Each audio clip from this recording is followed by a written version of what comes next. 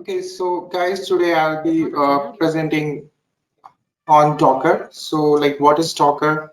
How it helps in the current DevOps scenarios, and how basically, it is right now being used in the production environment, and how people are like, and the companies are utilizing it.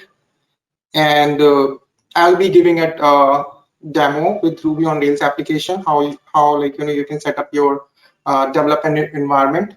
So basically everything using Docker. So I'll be coming to that. Before that, I would like to introduce Micronet. And the Micronet is a online web.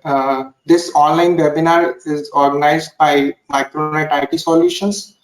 Micronet is a IT solution provider and was founded in 1999 by a group of professionals with technical and domain expertise exceeding 18 plus years, and now an experienced and robust team of efficient people are serving its clients across the globe. And it is one of the best company in US, and you can follow Micronet social network like website, Facebook page, and LinkedIn page, and all those links you will be provided in the PPT. Okay, I will start with my presentation. So this is the address for the company, and coming next to my agenda for today's presentation.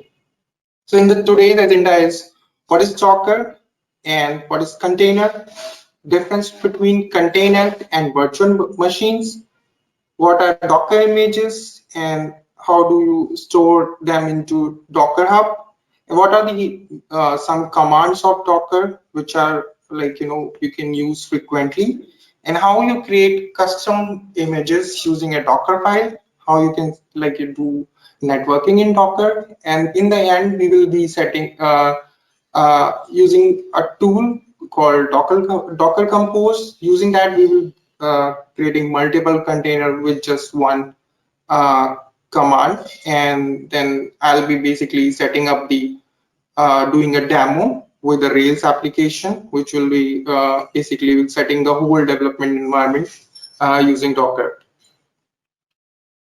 So now coming to what is Docker. So Docker is a, a runtime agent which basically runs your application in a isolated environment. When I say isolated environment, so the environment is, so the application is running and it's not only application, not the code only, but all the libraries, all the dependencies, the tools which your applications require are contained in that are in a isolated environment. Isolated from what? So you are running a container on your host machine, right? And so, for example, you take the example of your laptop. Consider your laptop as a host machine. And so, what are the resources on your host machine? It will have a CPU, it will have a hard disk, it will have a RAM, right? So all those are resources.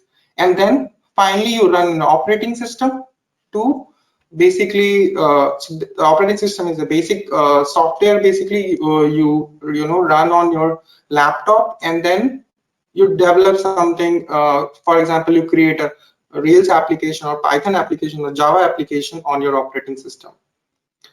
Now the thing is with the Docker, what you can do, you don't have to install anything in your laptop, right? And what are the issues with installing those things in your laptop? We'll see in the next slides. But that so that like you can run, if you are running a Java application, you can run multiple versions of Java without, and those libraries. If your Java application is using one library, right, and that if there are multi versions of that library, and you can use and some Java version is supporting those libraries version, and some Java version is not supporting those library versions. So what you can do, basically you can run your one Java application totally separate with whatever library it is using, whatever the dependencies. When I'm saying dependencies, all the utilities which is installed in your operating system, right? It will be totally isolated. So the another Java version that will be totally isolated another Java application, and like that. And the benefit and why how it helps us we'll see in the next slides. So that you can achieve using Docker.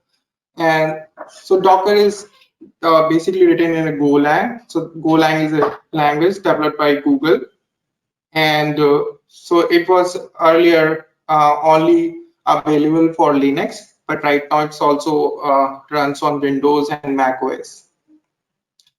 So what is now when we are talking about Docker? So Docker is like basically helps in creating containers, right? Which I recently just discussed, that we run your application in an isolated environment. That isolated environment is container, right?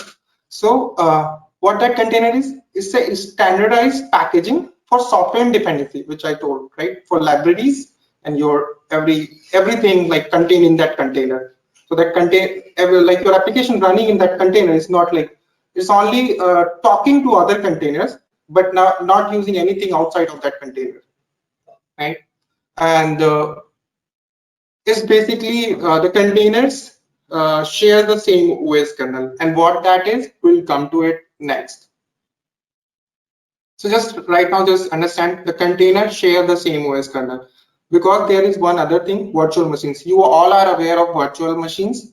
So for example, you have set up using VMware, right, and VirtualBox, Oracle's VirtualBox. So you can install a different OS in those in VMware, in VirtualBox. So those are like virtual machines, right? And what are the difference between a container and a virtual machine? We'll see, and how, like, so here the example. See, so this is the example of virtual machine. So this infrastructure, when I'm so this is the all resources. So you have a hard disk, you have a RAM, you have CPU. This is your computer infrastructure, all the resources it has. Then what you do, you install a hypervisor on top of it. And when I'm talking about hypervisor, that VMware and the VirtualBox, that those are hypervisor too, right? And so after that, when you create a VM machine, for example, I install Ubuntu in my virtual machine, right? So what you can do, you can basically use an Ubuntu image, and you can run a virtual machine with that Ubuntu image, and you can run different, like you can install Java into that virtual machine. You can install other dependencies and binaries, and up to this point the container is same, like up to this point, because the infrastructure is there as well, right? It's a container also runs on a host, on a system, and then virtual machine also runs on a host. But in containers there is no hypervisor, and if you see the operating system is inside the VM, inside the virtual machine. So the virtual machine is having full operating system, but the container don't have its own operating system. It shares the host operating system. That's what I like we saw like in the container slide, that it shares the same kernel. Like in virtual machines, if you see here, here all the virtual machine has its own OS, and in here in container, but the container is basically is sharing the one operating system. It's not basically having, the containers are not having their own operating system. And then basically the same kernel. Does it mean that do you mean the operating system as the kernel here? Yes, operating system is the, so operating, what is the operating system? Operating system is a one universal kernel, right? If I'm talking about Linux only. For example, you have 5 distribution of Linux. Let's take for example Ubuntu, Linux Mint, Fedora, Red Hat, OpenSUSE, right? All these Linux, all these are the flavor of Linux, like distribution of Linux, right? And if you see the kernel is same. The kernel is the heart of your operating system, right? And then basically on top of that kernel, you build a lot of software. So your UI will be different, right? Your software you will install on those like basic software which interact with kernel will be different, but the kernel will always be same, right? Yeah. You're So getting does this it mean point? like virtualization, like we can have like Windows and Linux on each one? Yes, Whereas in containers, we yes, can't have Windows and Linux together. yes. So if the operating system, the host operating system is the Linux, right? Then in that case, you can only run a Linux container. So that is the limitation here. If the host operating system is the Windows, then there is something to catch. There is one catch.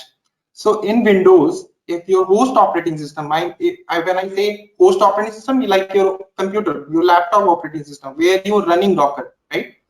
So if you have a Windows laptop and you install Docker on that, and if you create the container on that, you can create Linux container on Windows. But there is a catch. What Windows is doing, it's running a virtual machine, Linux virtual machine. And in that virtual machine, it is creating a Linux container, right? So the thing So is, for the container. Mhm. so for single host container, we can have only Linux, right? Like if we want to do for multi-container, then we can go for Windows. Yeah, no, so, the multi-containers, see, the point here to catch is that your container is going to share the kernel of your host operating system. If your container is like, if running different flavors of different operating system, like your container is created from different base images, whether it's Ubuntu, Fedora, Red Hat, OpenSUSE, all those are using Linux kernel, right? And your host operating system is also Linux, right? You can run all these Linux, but you cannot run Windows container here. So the thing is, Okay. if the container, yeah, when the container is running on your host, right, whatever is running inside that container, is going to use your kernel, your host kernel, right? So you cannot run Linux on a Windows kernel, right?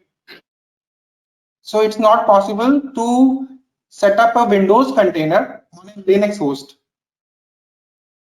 because Windows kernel is different. But for all the Linux operating system, the Linux kernel is same. The operating system can be different, but the kernel is same for them. Does it answer your question?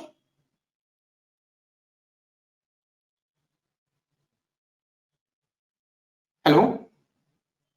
Yes. Yes. Okay. Yes, Yeah, in Yeah. case, kind of. But how yeah, about in like the case, memory? Like, will it be using the mhm. same host memory? Yes, I will come to that. So now the point is next, let's come. What happens in that scenarios when you have to run a Windows container, right? Because so what you can do in your Linux host operating system, you can run a virtual machine which is having a Windows operating system. So for example, I have a laptop which is running a Linux, right? I will install but hypervisor on that laptop, that will be, for example, VMware, right? Or maybe VirtualBox. I can install that, and then I will run a virtual machine, a Windows machine, right? Inside that Windows machine, I will install Docker and I will create container.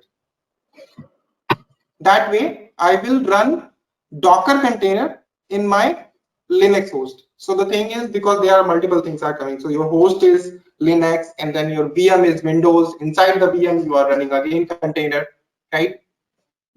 This way you can do that. Now, when I talk about benefit, why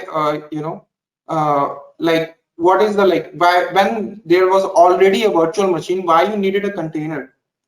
Because a virtual machine is a fully flash system, right? You see, the whole operating system is inside. An operating system are not a small software, right? Those are very big software. And so those are like, the VM machines are very heavy.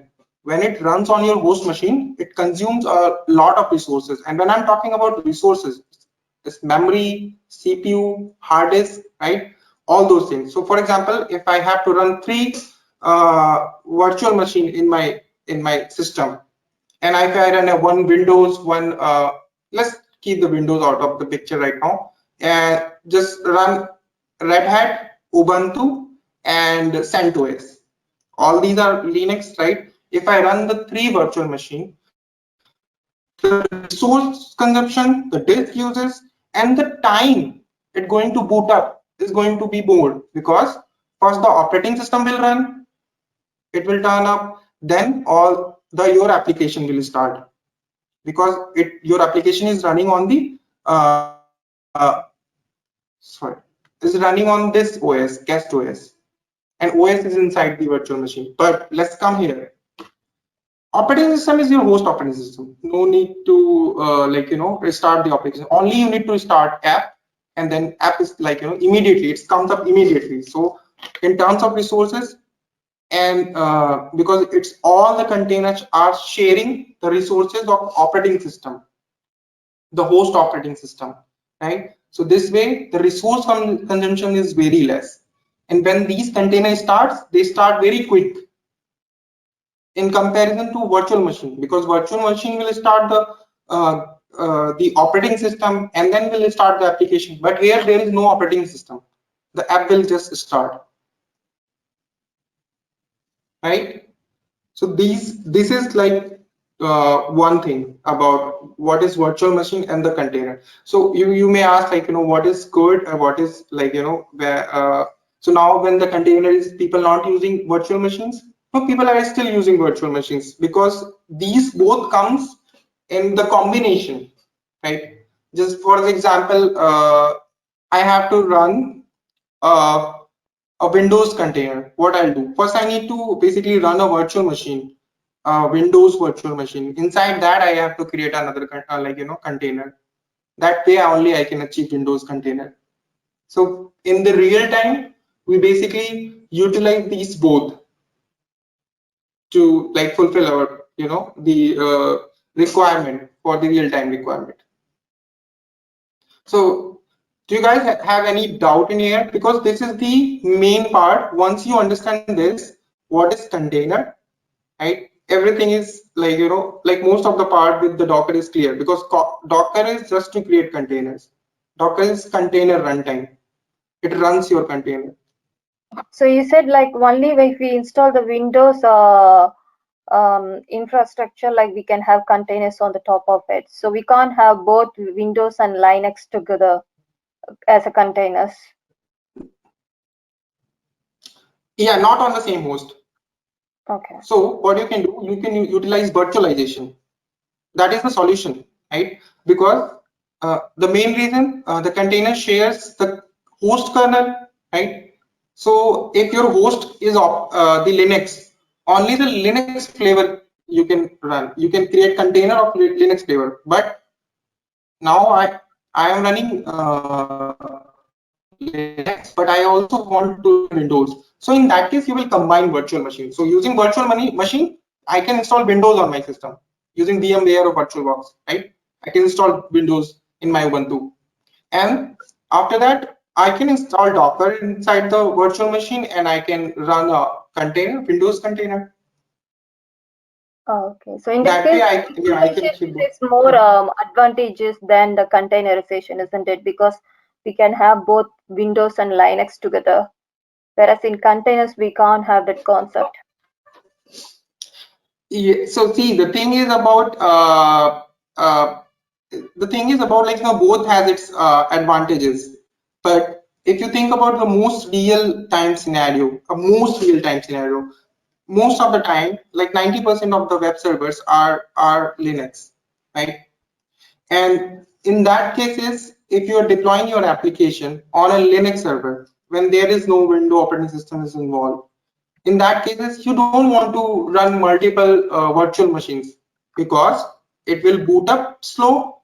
For example, your virtual machines, your So you've seen this kind of scenario, like high availability. So you run multiple containers with auto scaling. So your traffic is more, your container is scaled. So 3 containers running, it becomes 4 containers. If the traffic is low, it will basically scale in. And what happens, like if the 4 container is running, it will become 3 containers. If the traffic goes more low, it will basically become 2 containers.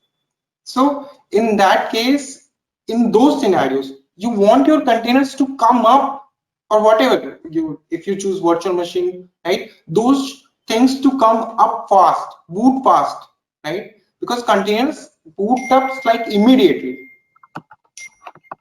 So that's why like all the container orchestration system, like your Kubernetes, your ECS, all these are very popular platform for deploying container, because containers are like way fast. They utilize less resources. So if you are deploying your servers on cloud, and based on the resources you get billed, right? So your bill will be less in that case.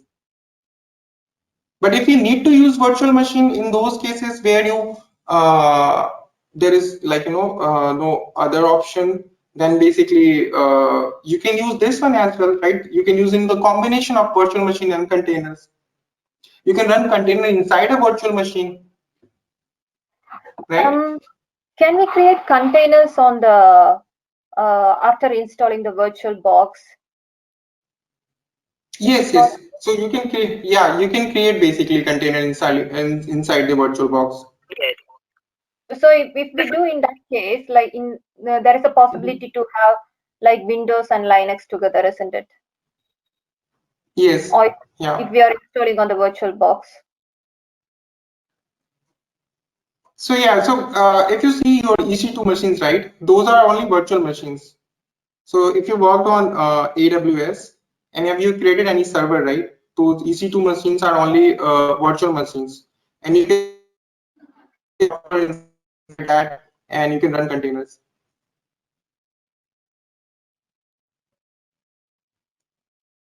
Hello, Hi. is it clear? No, I know like we can install containers on the EC2 virtual machines. I didn't mean that. I was saying like you said like we can have the concept of virtualization by installing a virtual box on the top of it, then we can build OS. I was just wondering, like, is it possible, like, we can have the base as the virtualization, having the hypervisor and all bits, and then on the top of it, if in case if there is a scenario for me to have both Windows and Linux together, like, I can have on the top of the my hypervisor, can I have like a Windows in a separate way, and then I can have containers on the top of it? Is it possible? Because they both have the So same sort of infrastructure at the base level, isn't it? yes, so basically it depends on hypervisor. If it is allowing you to like share create container inside it, then you can have it. Otherwise, like it totally depends upon the like the way you are creating virtual machine. Right. For Yeah. example, yeah. So if your hypervisor allows it, right, you can create containers. For example, let's take this example.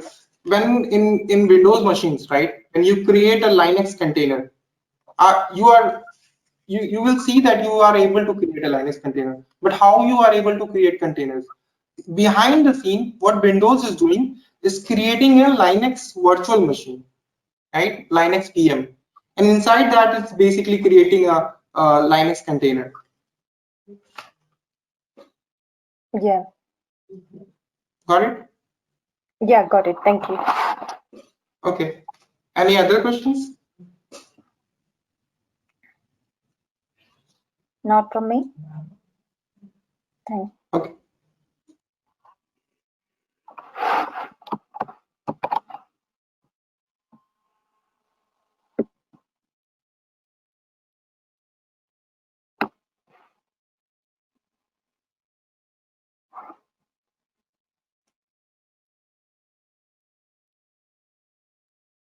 Okay, so in that case, let's go move ahead. I think the container and the virtual machine is pretty much clear here, right? Okay, so what are the Docker images? So Docker images are just the template for creating containers, right? And so when I try to explain it in very simple words, what Docker image is, when an image is running as a process is a container, right? It's a little confusing. Let's see it in actually 1 minute.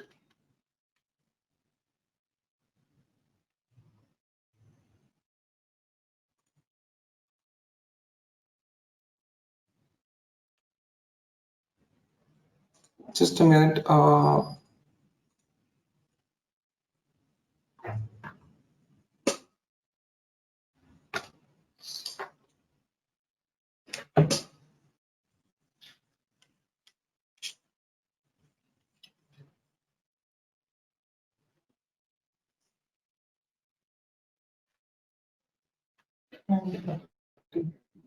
Okay.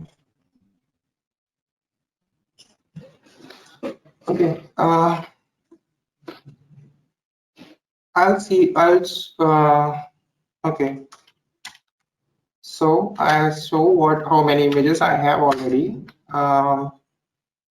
Okay. So these are the Docker images which I have in my system. I hope you can see it. Or if you're not able to, I can increase the size of.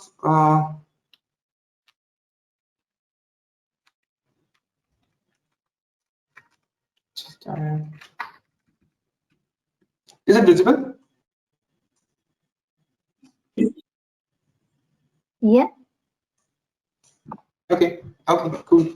So these are the Docker images. When I say Docker images, it's like, it's a template to create a Docker container. So the container is the running process, and image is just a template. So for example, if I want to create a container of Ubuntu, right, I need to get the first image from Docker Hub. So Docker Hub, what is Docker Hub? Docker Hub is a repository like GitHub. You heard of GitHub, right? So GitHub, what we do, we basically host the code the same way in Docker Hub. Just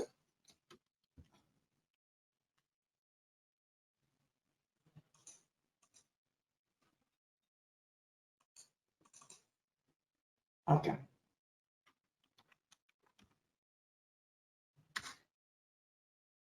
So this is Docker Hub.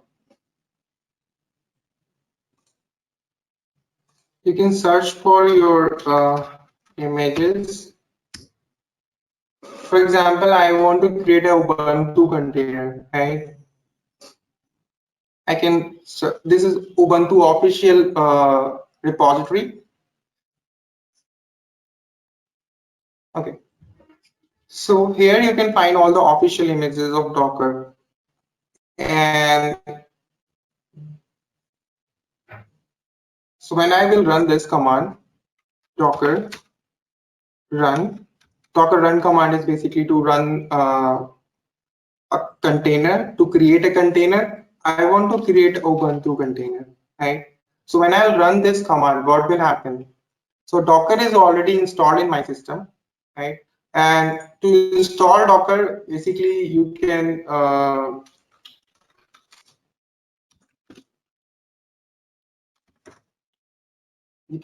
follow the Docker documentation, and based on your operating system, you can download the Docker. So from here, you can download for Mac, from here for Windows, and for likewise Linux. And so Docker basically has two editions. It comes with Community Edition and the Enterprise Edition. The Community Edition is a free edition, so basically you will not get charged for using that. And the Enterprise Edition will come with enterprise support, if any issues you face, you will get support from Docker team, Docker people. But for this demo purpose, and most of the time, like in companies also, you will find that you are using a community edition only. So Pankaj, I have a question here. So instead of like taking this image from the Docker Hub page, we can utilize the concept of a manual installation, right? We can do the steps of manual installation, and we can write down in a Docker file, and then we can run the Docker container. That way also we can do it, right? Yes, definitely. That will be covered in part of creating custom images. Okay. Yeah. Okay. Right now, so images are like available in two types. So first, you can create your own images, but most of the software, like for example, MySQL, Redis, or Ubuntu, right? All these things are the company has already released their images in the Docker Hub. So for example, you want to run any database, just pick the name of any database. Elasticsearch, just search Elasticsearch here, right? And you can just you can pull the image of the Elasticsearch. So you don't need to write a custom image of Elasticsearch because those images are already provided to you through the Docker Hub, right? And you can write your own custom image in case you're not finding your image and you have to build your own image. You can write your custom image and you can publish it here on the Docker Hub. So in case when we want to use something which is already does it allow tagging of our custom images also in the Docker Hub? Like if we want to push our image with the tagging? Yes. So you can like tag your images, right? You can push your images, all these things available, you can do with this. We will come to that, right? When we will be talking about custom image section. So right now, I'm just giving an example of like how you pull an image which is already published on Docker Hub and how you can create container using it. So the command for that is Docker run, just run command, and you then give the name of the image. So right now, if you see, what happened, Docker ps-a. Just 12 seconds before my container just runs and exited, right? I'll tell you why it exited. And the Docker by default gives you some names. So Naughty Corey is the name it given to my container. This container was created 12 seconds ago and just immediately exited. We'll talk about that why it exited. So when you run, when you give the name of the image, right, you have the option to provide a tag. The tag is something is like version of that image, right? For example, I want to download Ubuntu version 18.04. I can just go here in the tag section.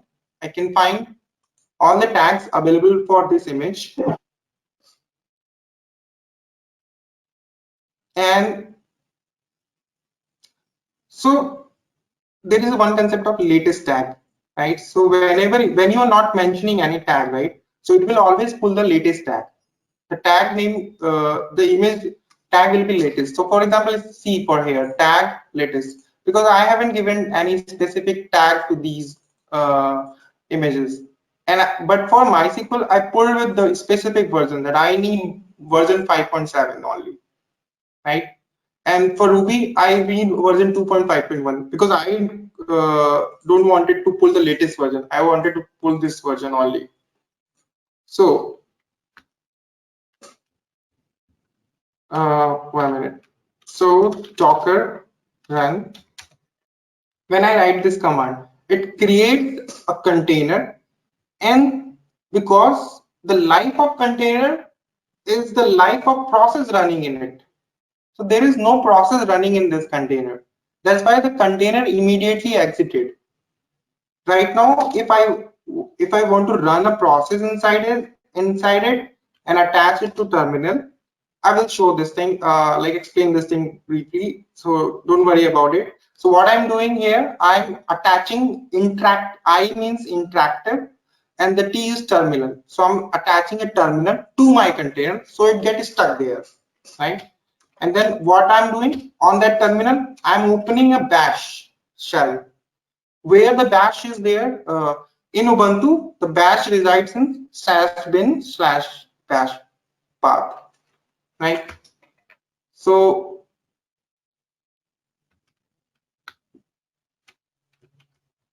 okay, like failed start container process called exec executable. Okay, so the thing is, I need to give this before it, right here. So the Docker run command to create container. After run, you give or pass all the options. So there are various options. We'll go through that. But we here what options I'm passing is like IP. So the one is interactive terminal, and open an interactive terminal and attach that terminal to the container. And what you need to run that on terminal, that bash command. What is the path of that command inside the Ubuntu image is this bin bash. So here the terminal is attached. So right now if you see, this is not my Mac system. It's a Ubuntu, right? You name -a. See, this is a Linux system, GNU Linux. So and you can see the containers, the Docker PS. Using Docker PS command, this container is running Ubuntu container. This is the command bin bash. It created like 1 minute back, and the status is still up about a minute. From 1 minute, it is running up, right? And this is the name. Basically, Docker assigns to your container. Let's exit from your container. As soon as you exit, this process was like keeping this container alive. Now the process is dead, the container is dead. Now if you go Docker PS, the PS command will list all the Docker containers. So there is no container. All the running Docker container. Let me say more clearly. If I run this with the -a, you will see all the container I have created. So it will tell me about this container ID. This is my container ID was right. So I can find in here. Okay, what happened? It exited like 26 seconds ago, right? So this was about the Docker image. So that image has been created, and there is a process of creating those image. But most of the software are available for you to download from Docker Hub. Those images are available to you. Like you can pull those images directly from using Docker run command and give the image name, and your Docker tool will basically make connection with Docker Hub and pull that image for you. And and these, right, you can create your own custom image. Like how we can create like our own custom image, we'll come to that now.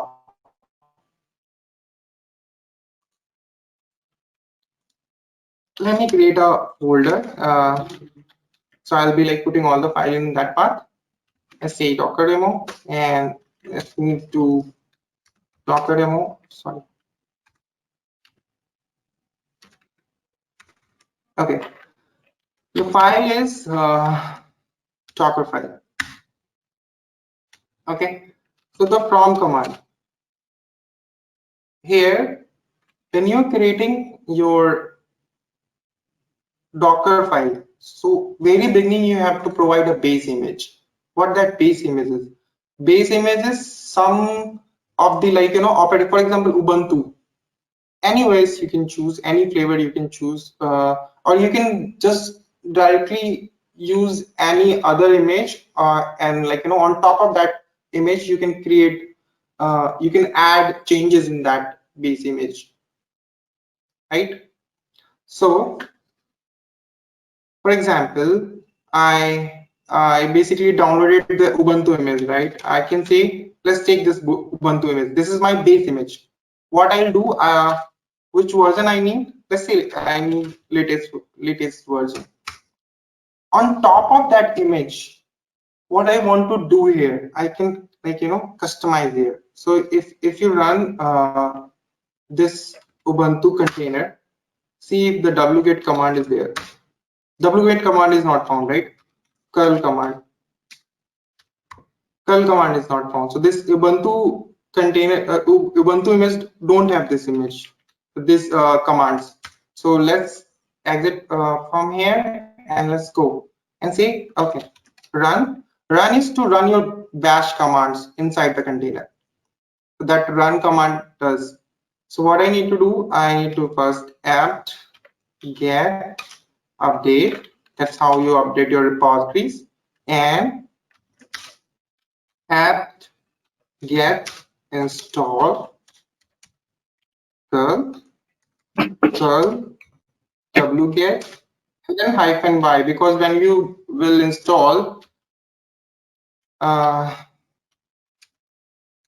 when you will be installing running this command, it will ask yes and no. So those -y will option will provide, like, in the script you cannot like go manually and like type yes and no. So this -y option will say, like, this is the input is always yes, right? That's it. So now when I save this file, I say, okay, this Dockerfile is there. Let's create your custom image using this Dockerfile. I'll say, so there is a command docker build. You can give like -t and then any name, for example, custom Ubuntu, right? And give the location of the Dockerfile. Because Dockerfile in the same location, I can write dot, right? If it is in some other location, because Docker need to build this image, and that the name of that image is -t you are passing, that name is going to be the custom Ubuntu. But where is the Docker file? Where I'll read, like, the instruction to create the image. So I say, okay, the Docker file is in the current directory. Otherwise, if it is not in current directory, use -f and then give the whole path of, like, where it is, home, users home, any path, right? You understand that. So for me, it's in the current path. I can give the dot only. I'll say, okay, build my Dockerfile. So here, let's see what is happening. It started reading your Dockerfile. If you remember in what we written in your Dockerfile, let me open that Dockerfile for you. Docker demo code.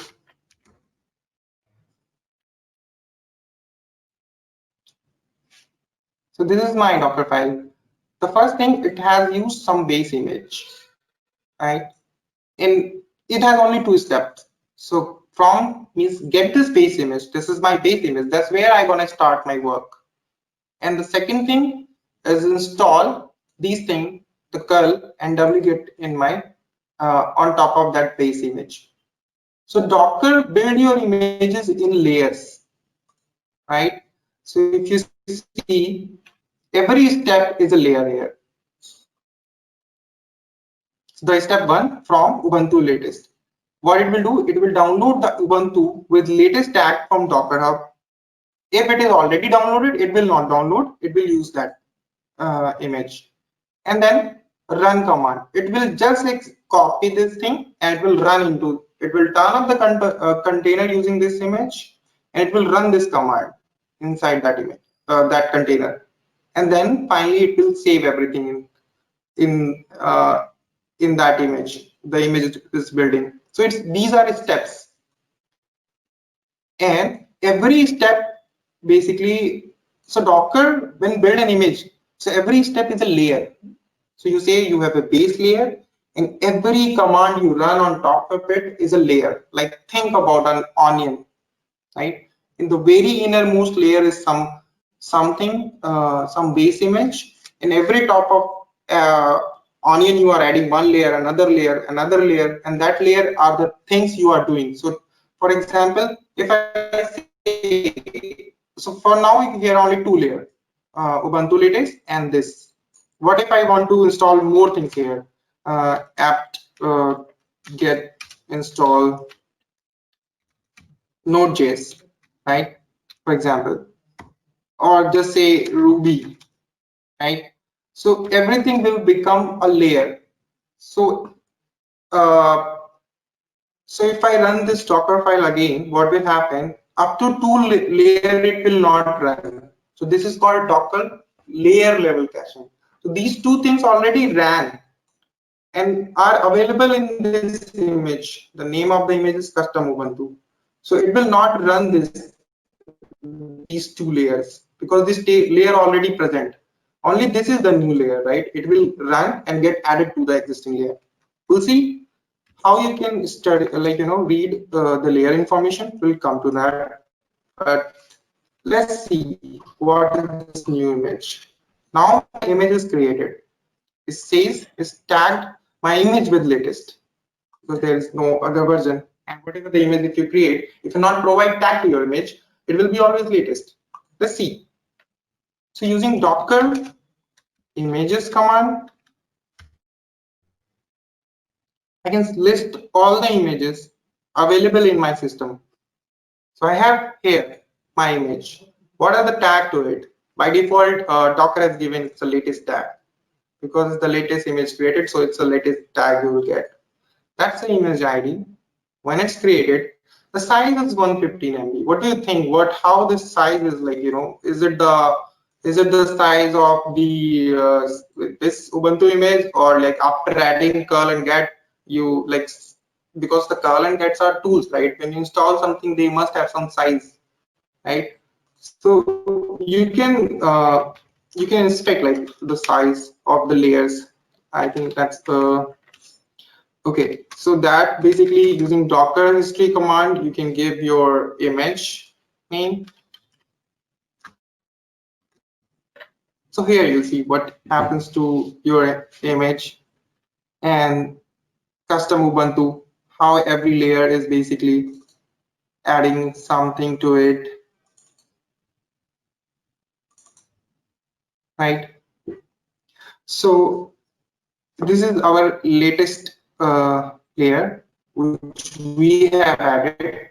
Up to the first, these are the one. This is the Ubuntu. Ubuntu comes with this layer, and then this is we added. Like we added 22.6 MB more after installing wget and curl. So if you like, minus as much, so like rest is like around 72.9 because these are 0 byte, 7 byte, and these don't make much sum up. So just say 73 MB, and then this 42.6 is like your another layer. This way, if you keep on adding more layer, your image size will grow. Let's run your image. Docker image, sorry, Docker run command, and then I will attach. Okay, so I will attach it with bin hash. Okay, what about wget? Wget is there. It's saying missing URL because you need to pass a URL to wget, and wget will download those things using. So if, for example, if I run wget -help, you can see all the options you are getting because wget is installed. Now if I do curl, the curl is also installed. It's asking, okay, add something more. So I say curl and just http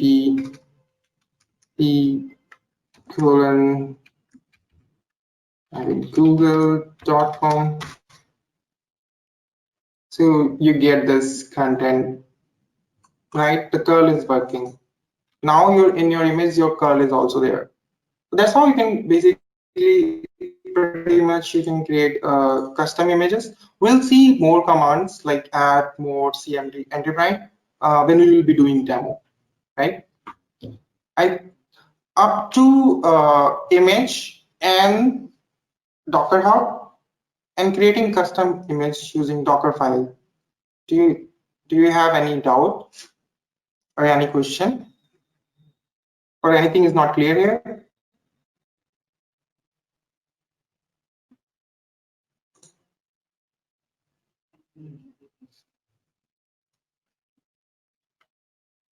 Okay, in that case, I think I can move on to next point. Yeah, Pankaj Singh, I have one doubt. Yeah, please tell me. Yeah, actually, when is there any command to we have exited from the process, right? Mm. We are We still have, attached to it actually. Now, if we type exit, we are exited. if you want to run the process, what you have to do? When we So the thing exit is, from the process, right? The process is the tell me, Pankaj. yeah. So the thing is, if you run only this image, right? Because this image is not running, is basically there is not a long living process. So the container life is basically uh, is the depend on the life of the process the container is running. For example, if I run my for example, see this thing. Right now, the image which we have created, is anything running as a process here? Nothing, right? Let's run. No. If I say run CMD, right? If I, what we will run? Just sleep. Do nothing, just sleep. Sleep for how many seconds? Just say 20 seconds. What do you think? How long your container will basically run? For 20 seconds it will run. Because after 20 seconds, so the container will run, right? This command will execute. So what it's doing? Sleeping for 20 seconds. So the container will be alive for 20 seconds. As soon as it stops sleeping, the sleep process kills, right? The container dies. So you always need to run something uh, to run the container. A process should be always running. In case you Yeah. want to do something in a container, attach it with something like, for example, bash, right? What we did here. A bash is a shell, right? You can run it on a terminal, and there is a no end point to your shell, right? Until you type exit, you will never get exit. That's why when I say here, right, enter, I'm into the container and the bash is running. How do I know bash is running? The bash is running, right? That's my shell. Okay. You can see, right? Here? Yeah. Yeah. Yes. So now this is until this program will run, like there is nothing to stop this thing. So the container will keep living forever until I stop myself. So that's the way. If you are running a web server will be keep running, right? So in that case, your container will be keep running. We'll come to that example. Any yeah. Hello.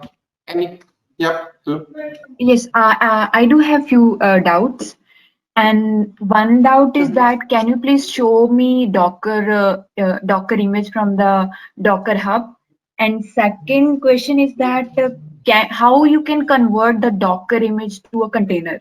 Because I do have doubts between them. Okay. What are your doubts basically? So here you go to Docker Hub, right? You search for any container name, for example, Ubuntu. This is your repository name is the Ubuntu, and then all these tags are images. You can see any tag, right? Zenile, these are the tags. Ubuntu and then Zenile, this tag. Rolling is a tag. Groovy, this point. All these, so like these are the name to the Ubuntu version, right? And you can basically so Bionic, is the older version. So you give different tag and you can pull those images. So these are available here. So how you create container from images is using docker run command, right? I'm using docker run and I'm giving image name. You can give image ID as well. How do you find the image name and the image ID? Is using docker image or images or image ls. So there are multiple ways to do that. And you can write also images. It will show you the same thing. And it will, so here is my image name. Okay, I can use image name, I can use image ID. For example, I can run the same thing with image. I will not use image name, I can use image ID. Okay, Docker, run the container using this image ID and attach, because if I run it, it will get killed because no process is running by default in Ubuntu. That's the OS, right? It will turn up and it will go down, because nothing is there to stop it. And then what I'll do, okay, I need to stop this container. So what I'll do, I'll interactively attach a terminal. On that terminal, I will run a bash shell, and this bash shell will not exit until I tell it to exit using an exit command. So this is my container. Okay, what is running? Let's see, if it is running bash or is this? Okay, so the bash is running, and I have attached it to my terminal. So it is not anymore my Mac terminal. Okay. So basically you are using the commands and using any commands, the command that you're using, and you're getting the containers, right?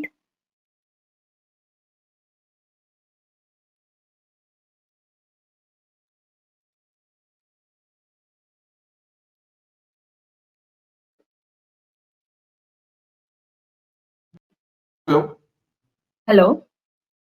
Yeah. So now you got the difference right here. Oh yes, yes. I'm clear. Thank you. Okay, no problem. So that's about the Docker image. Image is nothing. It's just a template. When I say template, it's some set of instructions which you write in this form.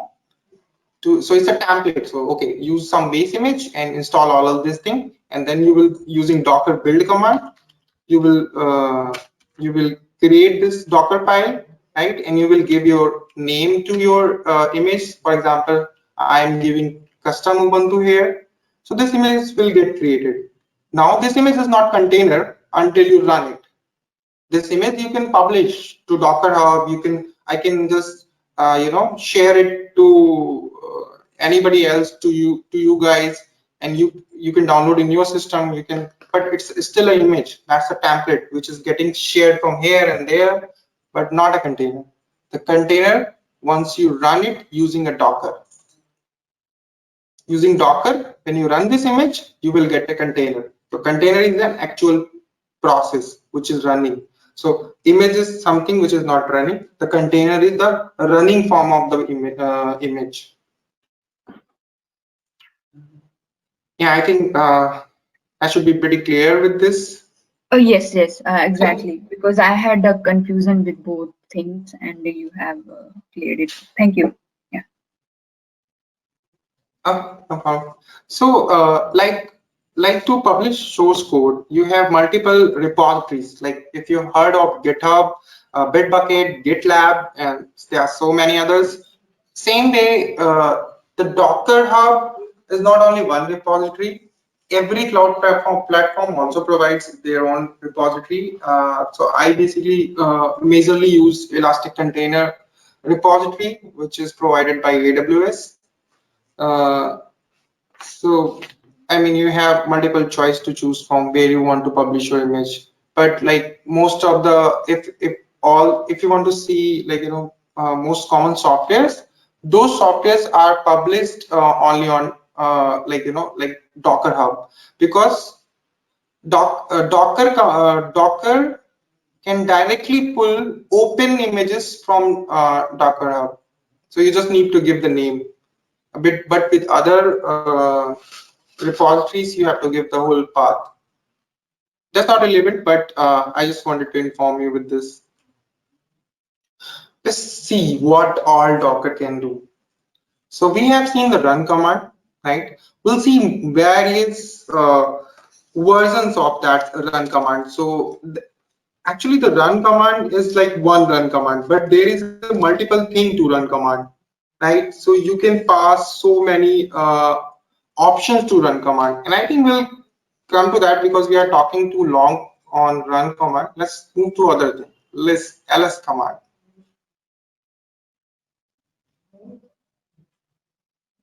Okay, so that is, I think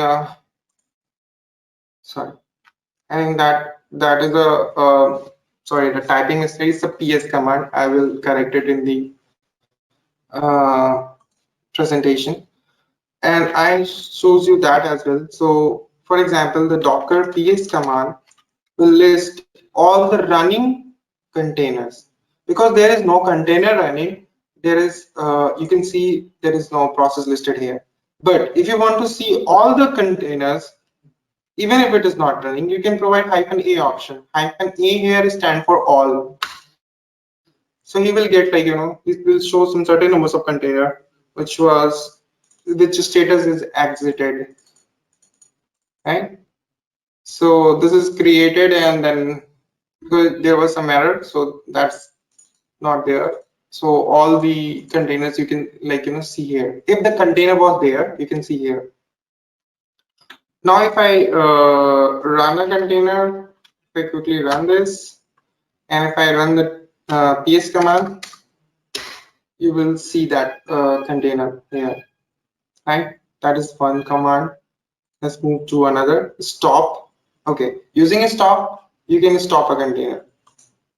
For example, this container is running. How do I find which container to stop? First, I will run docker ps command, and then I can use either the container id or the container name. Both I can use to stop the container. So how can I stop the container? Let's look at here. The container is running. See, the container is running, right? I come here.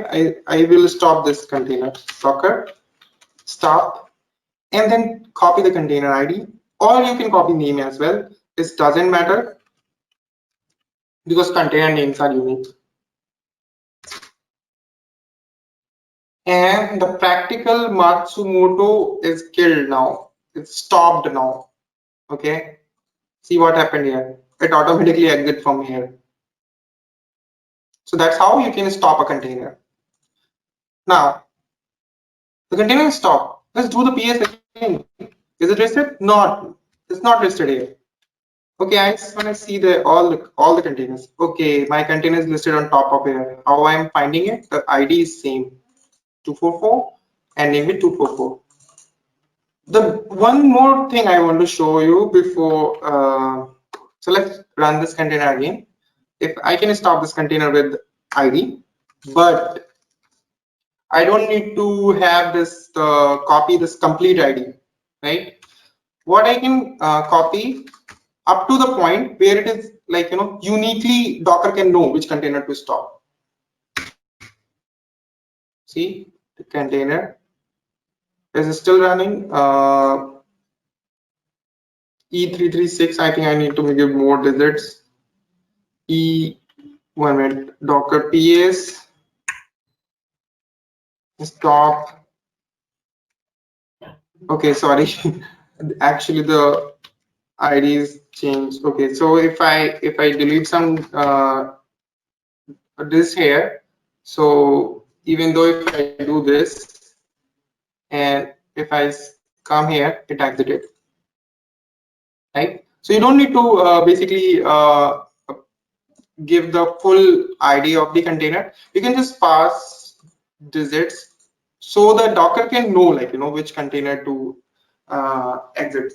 So if like there are two containers running and the starting bits are like up to this matching, so in that case you need to add like one more alphabet to it, or maybe number, whatever there is. So that's the way you can stop your container. Let's jump to a new command, which is rm. Okay. So what rm does?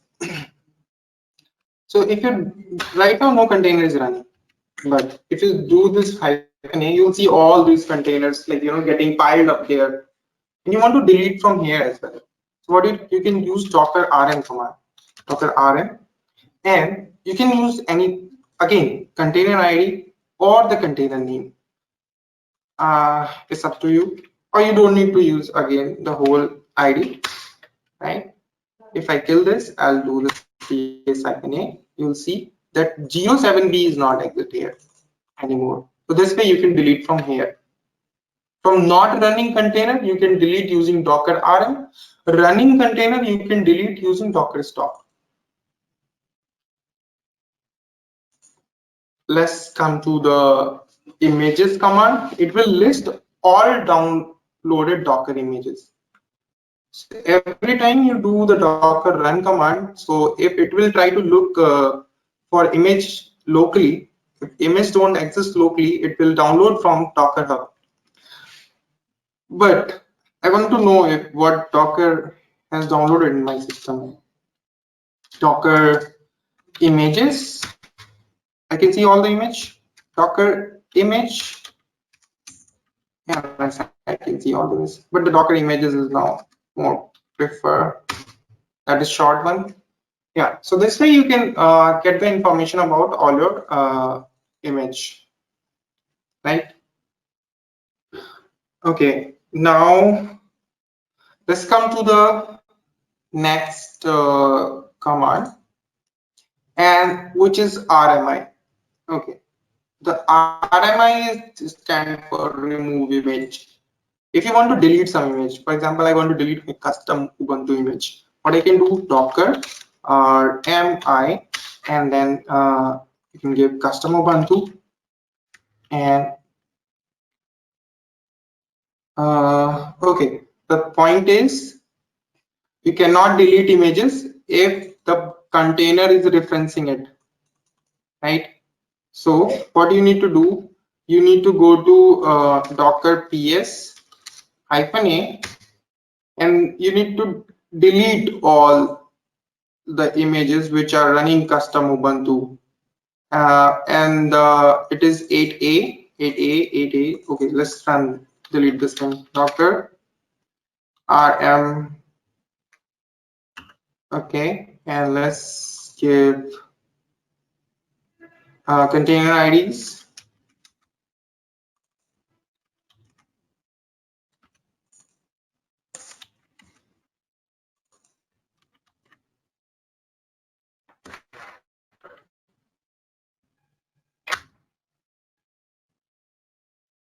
I think, yeah, we are okay now. If we do the Docker images, Docker RMI, custom Ubuntu. If I do the Docker images again, that image is gone, right?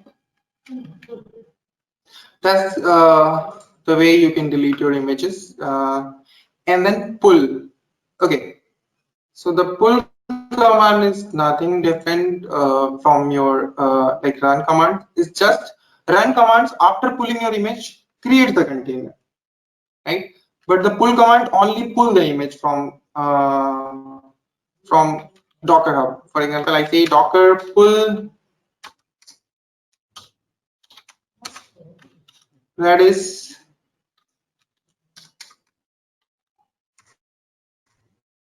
It will just only pull this Redis. It will not run this Redis. If when I will do Docker images, right, I will be able to see that it is like basically the Redis images with tag latest. You can see in the list of images, but it will not create container. Unlike the run command which we were running earlier here, it basically what it does, if I run like this, it will pull this image and it will run it also. So when you will do docker ps-a, you will see an entry here, right? All right, exec. Okay, Okay. So let me show you. See, only it's downloaded. That is here. Latest. Did it created any container? No. Last was created 29 minutes ago. Right.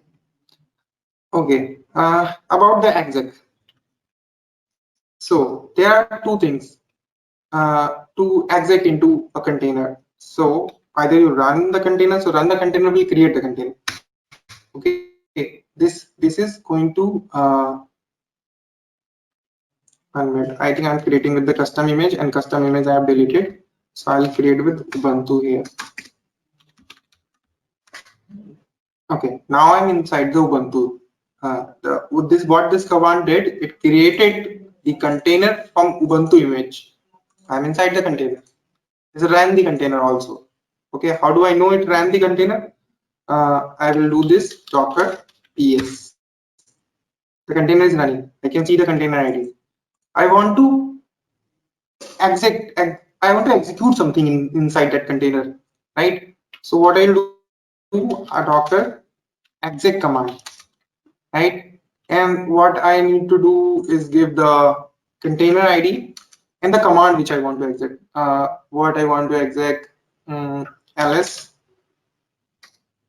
hyphen ls root maybe.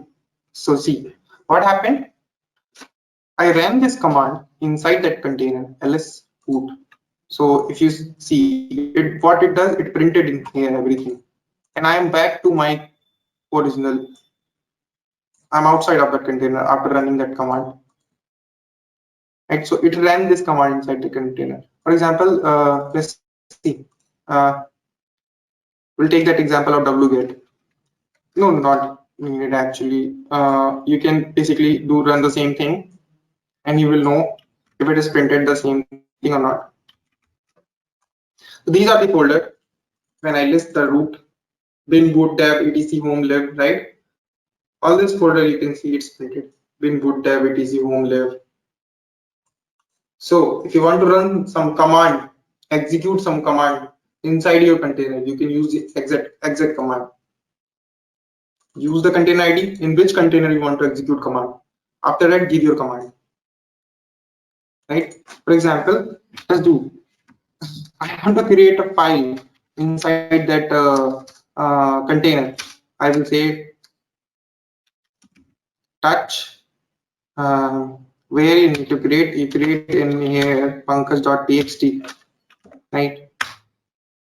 Okay, how do I know if the file is created? Let's go to the container, do the ls, right? The pankaj.txt is created, correct? So the exec command is to execute any command inside that container. Now the inspect. Now the inspect command. Okay. So the inspect command is like, very interesting thing. So, we haven't talked about the Docker networking yet, but every container you create gets its own networking, right? And when I say networking, every container has an IP address. But when you do Docker ps,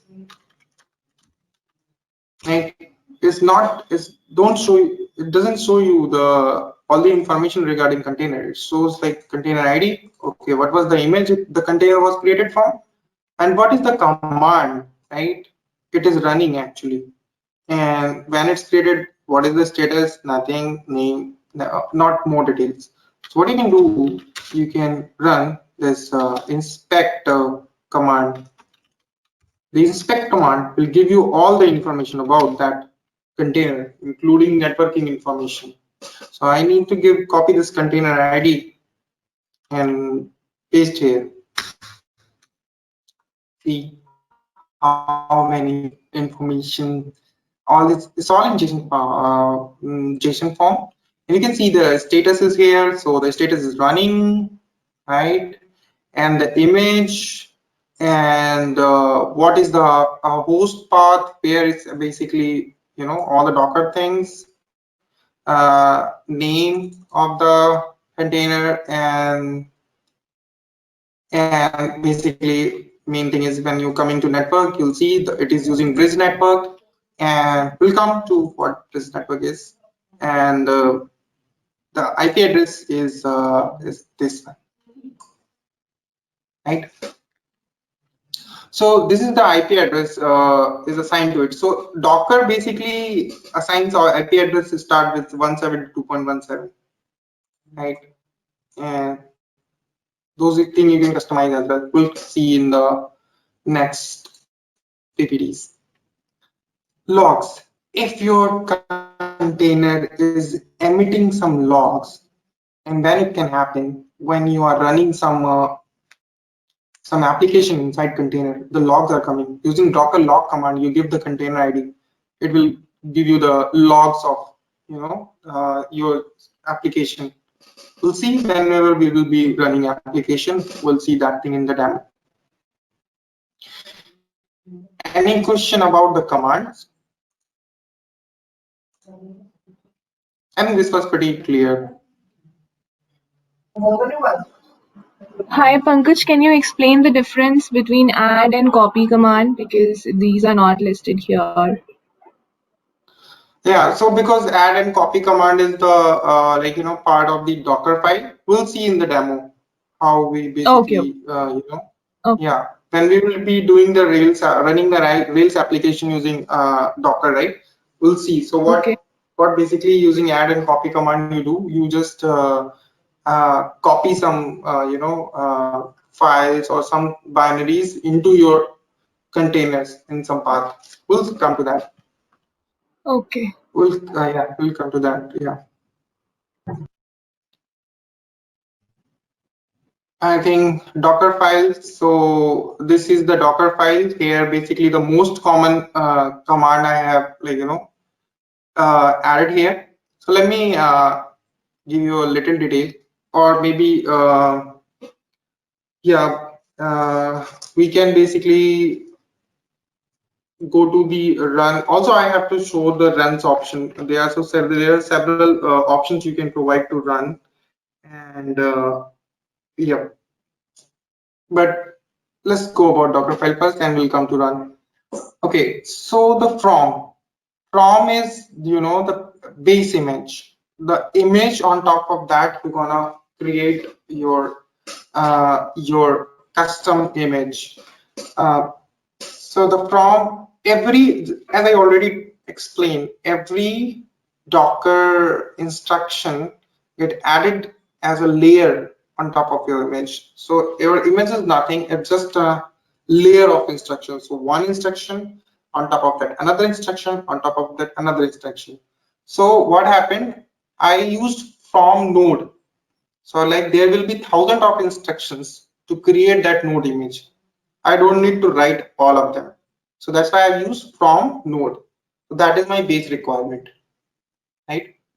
I can start from scratch, and I'll write like thousands of the lines to just reach up to the node level, and then basically start from next line, run, make, create directory, user, source, app, and all those. But no, I don't need it because node has already provided this thing to me, right? So I just will use that base image. There are already thousands of layers in that image. Okay, bring those 1,000 layers. Now what I need to do, I need to add my own layer.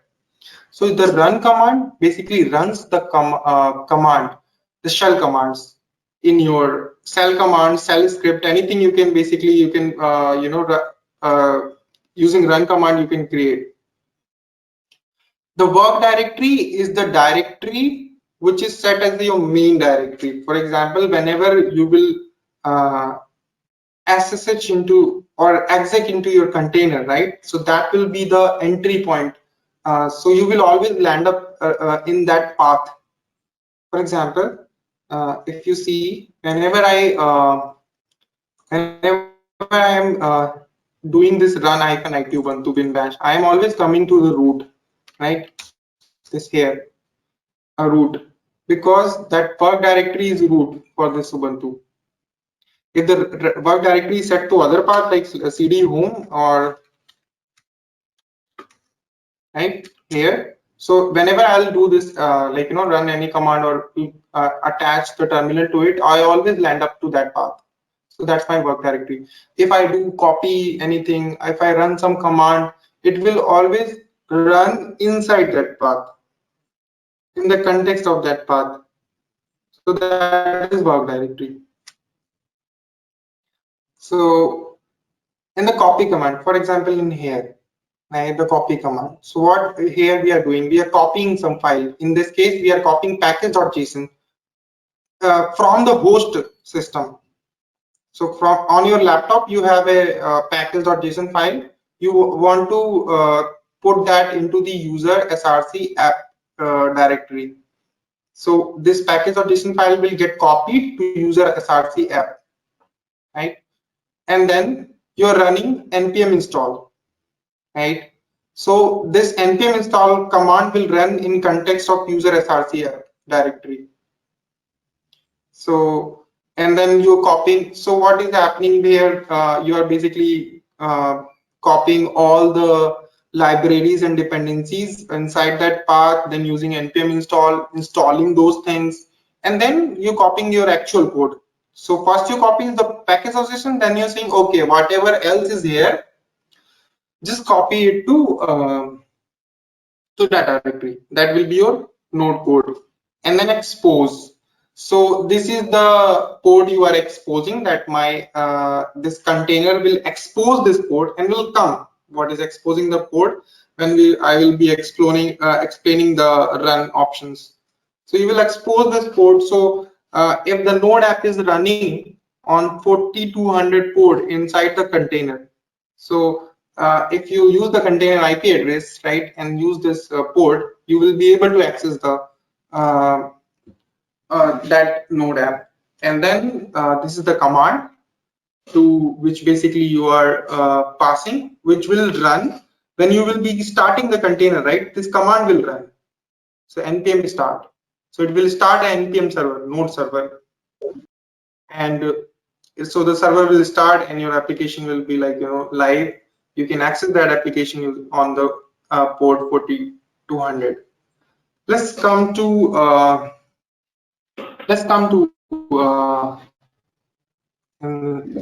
let's see it, like how this port mapping works. I think I have it.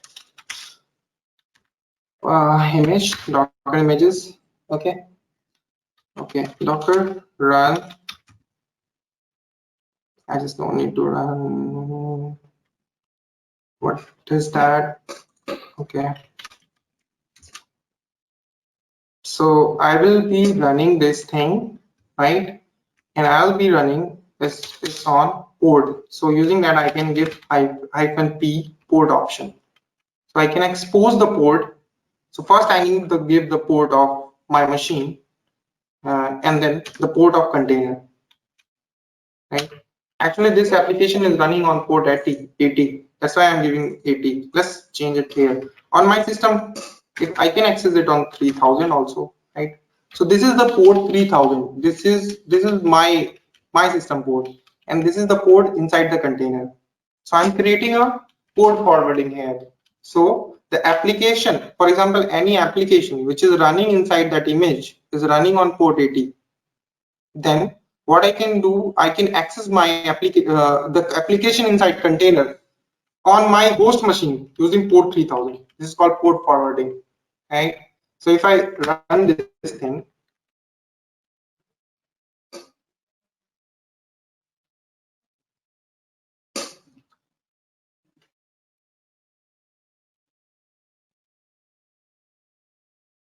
okay, if I go here, all right, okay, let's put it down below, and let's open something. Local host 3000. See, this application is running and I'm accessing on port 3000 here. Okay, now you say, okay, I'm not able to see any logs of this application. So you do this docker ps and then do the docker logs, only log, not logs, and then you give the container. I think. Wait a minute. I think it's logs. Okay. Sorry.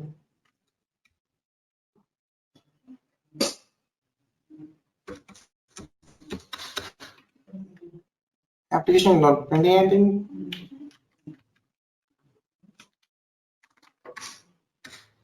This one don't have any log, so you're not seeing here. But if application is like printing something on the standard output, you can see those logs in using Docker log font. So I guess this application is not something printing on standard output, but my application which I'll create will be printing on standard output, and those logs you can see using Docker log command. So this is the application I found basically on Docker Hub to show you the port forwarding, how the port forwarding works. If I stop this container, right, and stopping this container is like the command how you can stop the container is docker stop, and the container ID or name, anything will work. Stopping this container, right?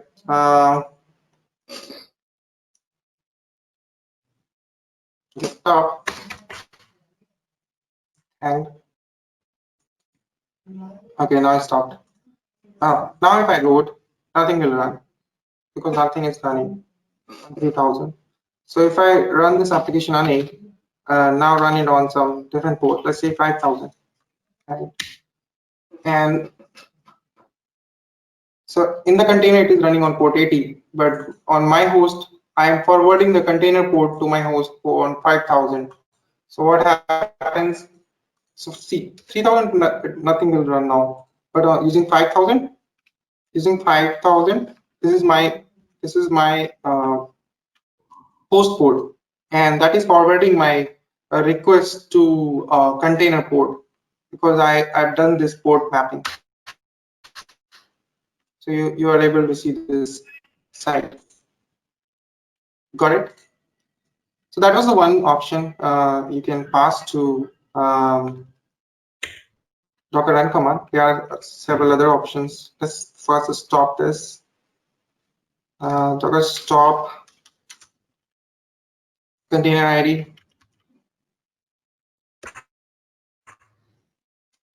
All right, so yeah, okay. Let's get it stop. We'll come into that.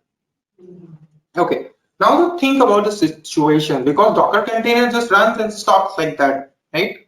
Because this is the application, and so nothing happens, right? It's just you will start the server again. But what about if it is a some application is running which is also storing some data? Let's consider databases, right? And those are the most perfect example for this type of scenario. So those are called stateful application, because if you run a database container, you will add some data to your database, right? You will kill your container, your data is gone. Anything inside the container, when the container is running, for example, let me give you this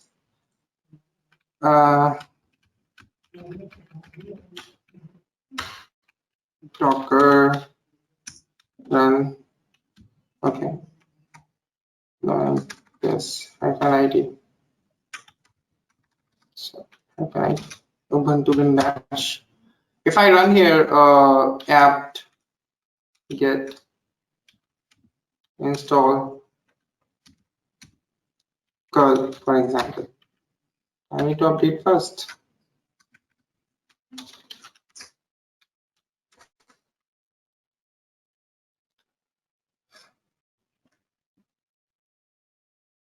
So right now I'm just doing all this thing inside the Ubuntu container, right? And so I want to show whatever things I'm doing inside the container, what happens to that once your container exited. Because for container, what people say, it's ephemeral, means it is supposed to die. And once it dies, everything inside it is gone, cannot recover it. So it's taking time. Okay. It is.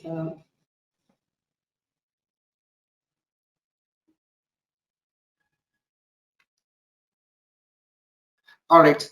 So let's install curl. Yes. It will take a few seconds to install curl.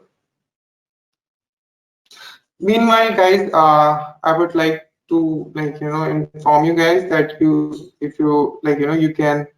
We will be sharing a Google form with you guys and our WhatsApp group, so you can join there for that we will be announcing new sessions on DevOps and on AWS, and so and also you can provide feedback on our Google form for the presentation. You can tell what you liked or what you like to get covered, if I missed something, or maybe you want some more advanced sessions.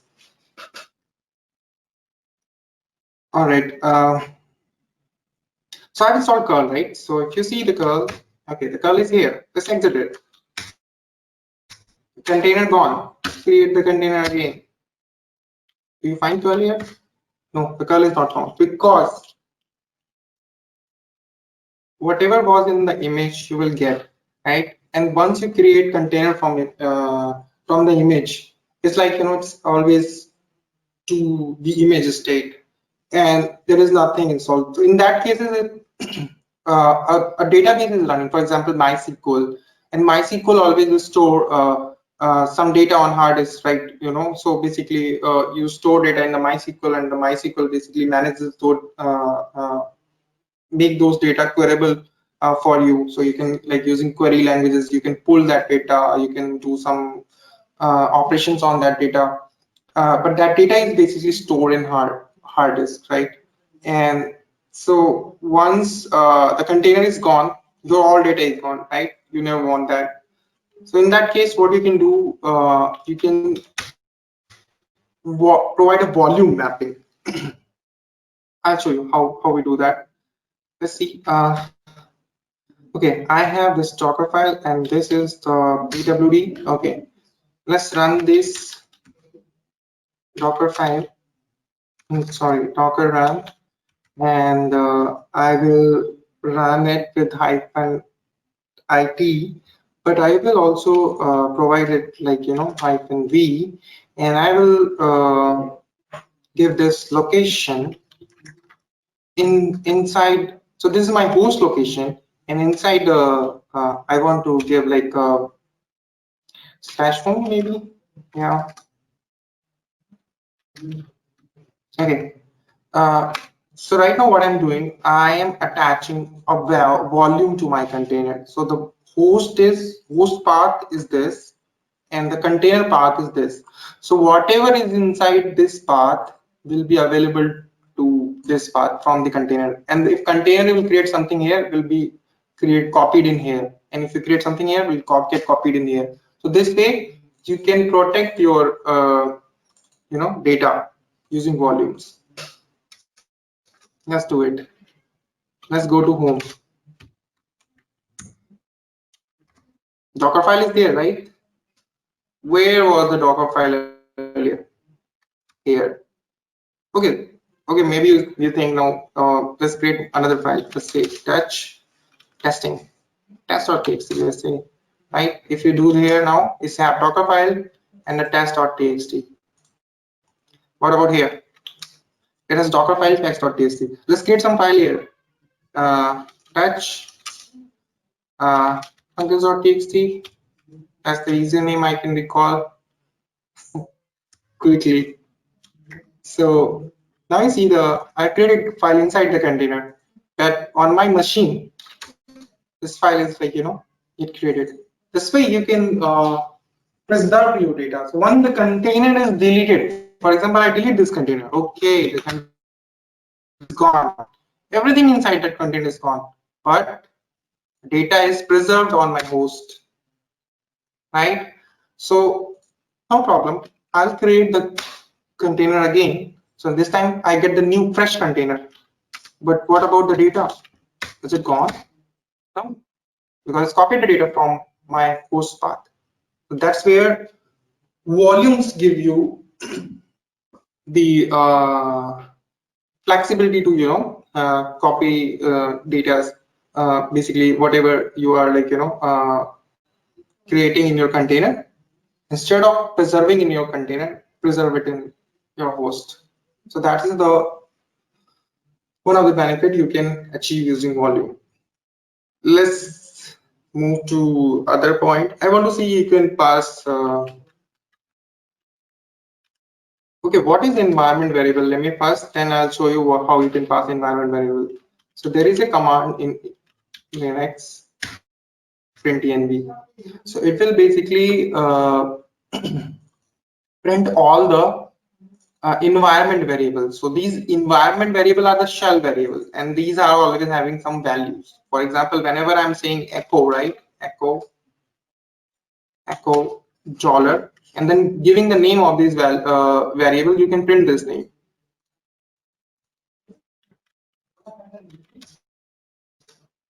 See, the host name has this value here.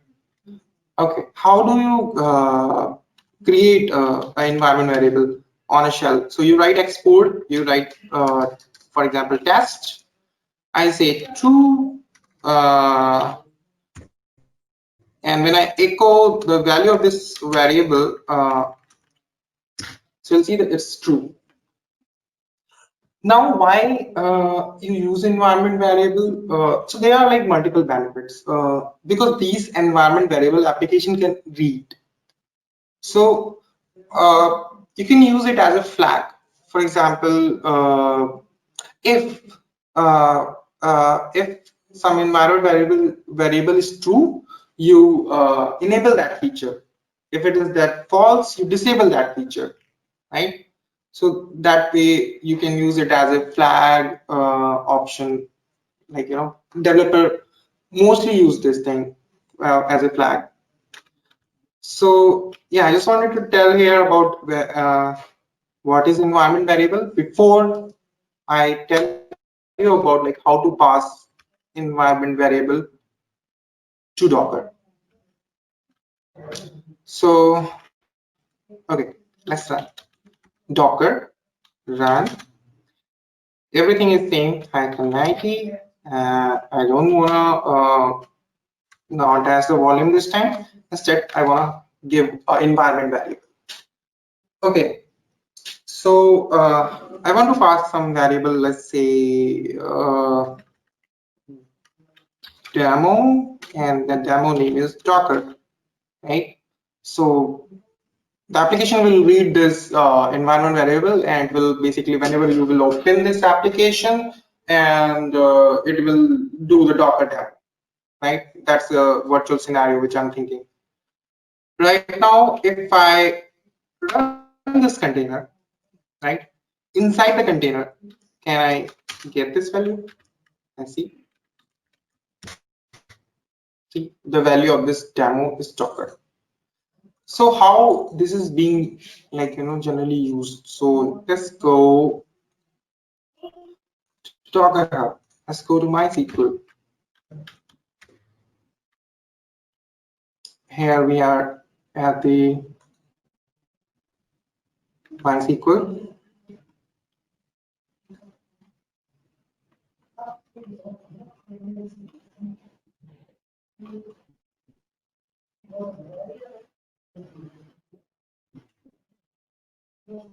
All right, just see the example here. So whenever you're running your MySQL container, You can pass these environment variable, the root password. You can set it like this, right? So if you don't set this password, so you need to fetch those things. So basically, whenever you're running, you want to have your own password, right? What database name should be, what is the user, and then if you want to allow things like allow empty password, or if you want to generate a random root password, all these things you can set whenever you are creating a MySQL container. Because whenever you are creating a container of a software that says the MySQL or Redis uh, or any other software, you have to provide configuration options, right? How you configure that application. Then those configuration options you can pass using environment variable. So that is one of the use case, right? We will be using these environment variable in our demo. All right, so I think the environment variable part is also clear. It's just I wanted to show, if you inspect it, Docker inspect, and then the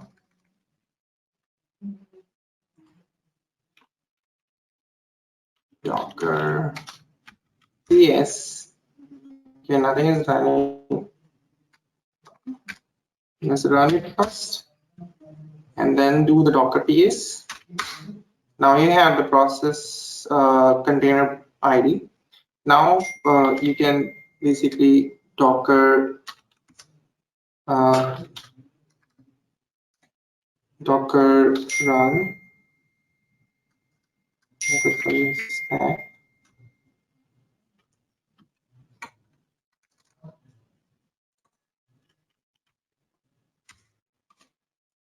and here in the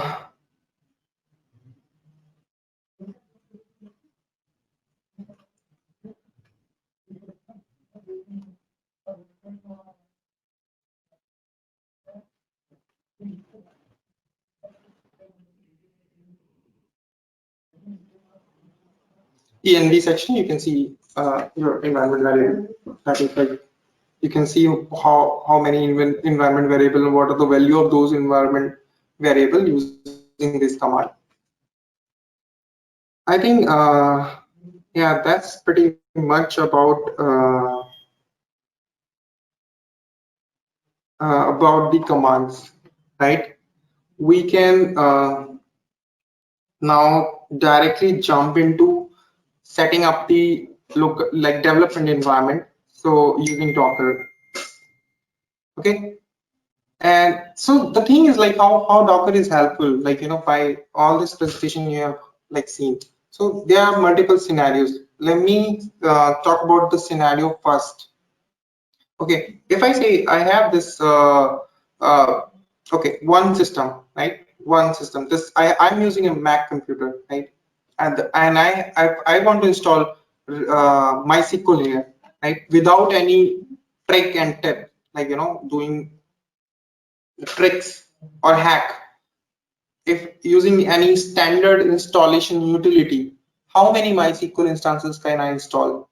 Can somebody tell? Like if I do the brew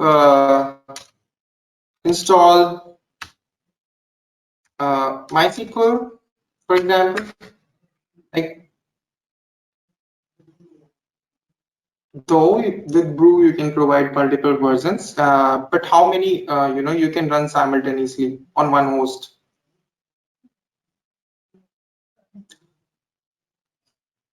Okay, so in one system basically you will run only one version of those things. So benefit of like using container is you can run multiple instances of different version of same software. For example, my one application, I'm a software developer, right? I'm working on different projects, and those projects, one project is using MySQL version 5.7, and the one project using MySQL version 5.8. Another is like some other MySQL version 8 they are using, and then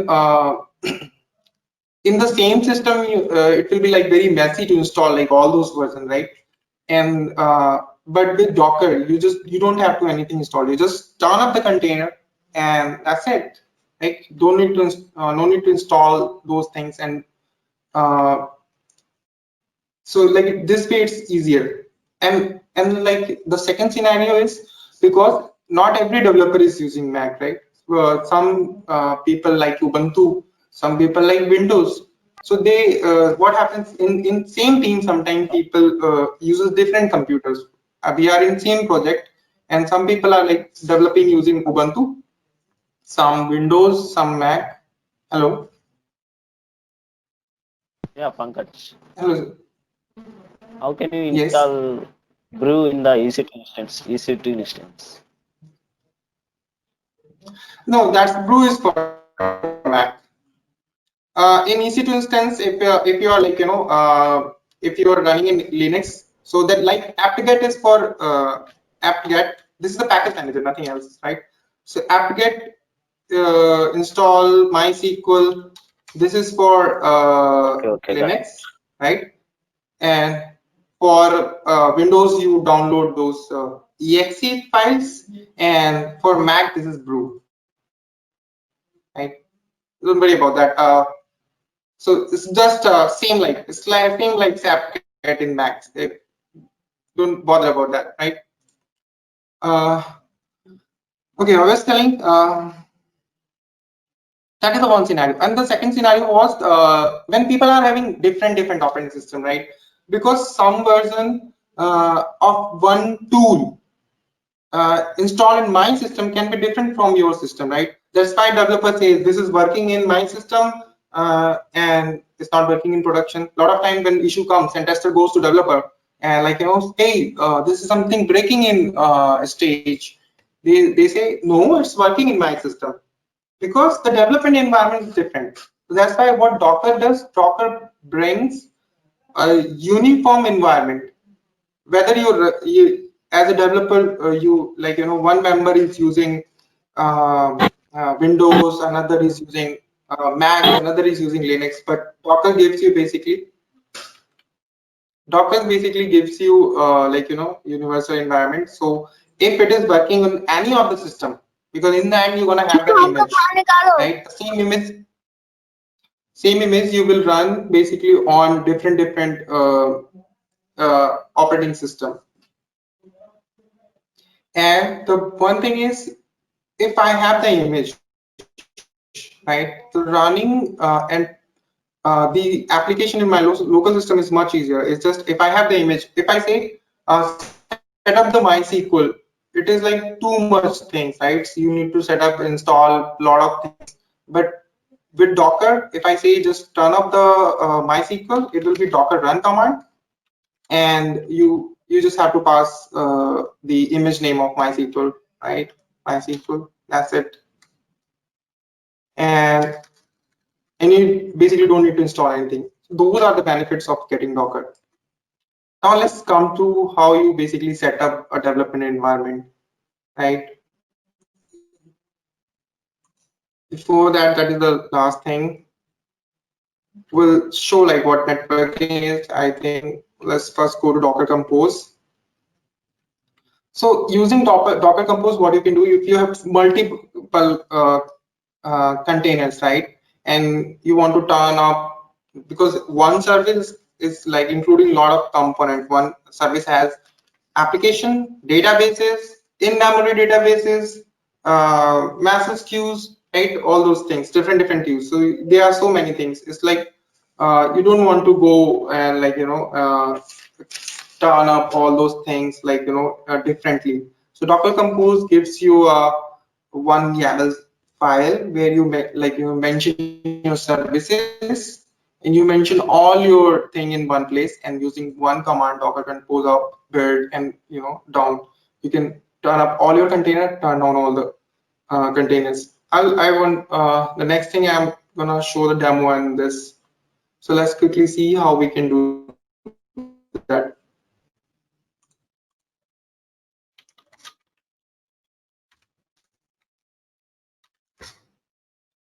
I'll delete those files from here first. Sorry.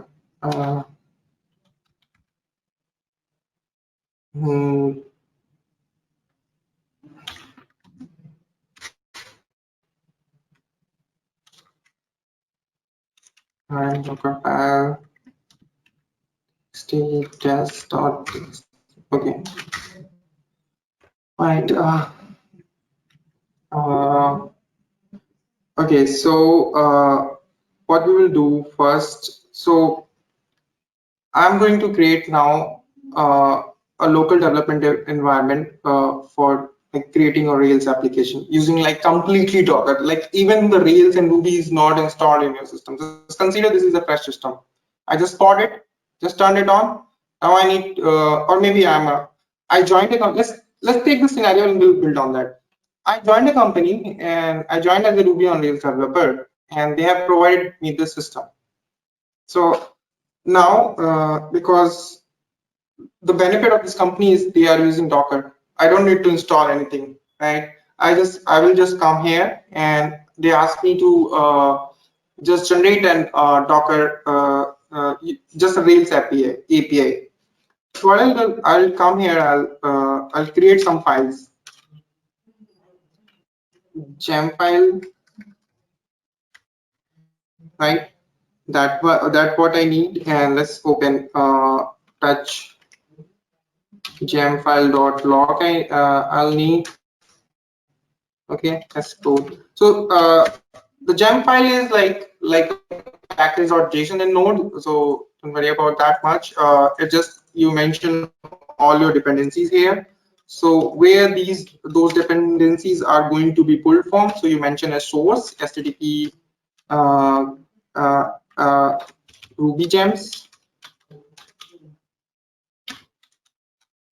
So this is the source where all the Ruby gem are getting downloaded. So you mentioned that in gem file, and this gem file.log is log the version of the gems which we gonna basically use with download with this gem file. So that's it. This is related to Docker. This is related to basically Rails application. Now we are coming to Docker file for our source code for creating our application. So we're coming there and we need to create a Docker file. Docker file, has touched it and it created a file called Docker file, right? So I don't want to install Ruby and all this stuff, so I will be using Ruby, and so I'll be using version 2.5.1 because this is the version currently I'm working in my application, and this is the basically, yeah, but I think latest version is 3 something for Ruby, but let's use this one only. Now I'm installing something. I'm doing update. Let's say -y, and after updating, let's install some things which is necessary for your Ruby on Rails application to run. The first thing is the build essential. After it's essentials only, I think, and then you need lib pq -dev, and then the last thing you need Node.js. So you think, okay, you are building a Rails application. Why you need Node.js? So Node.js is a JavaScript runtime, right? This is used by a Rails application.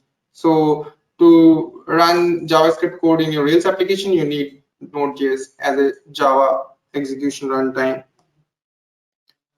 All right. What we need to do? Let's create a folder. Let's create a folder where we'll put all our code, right?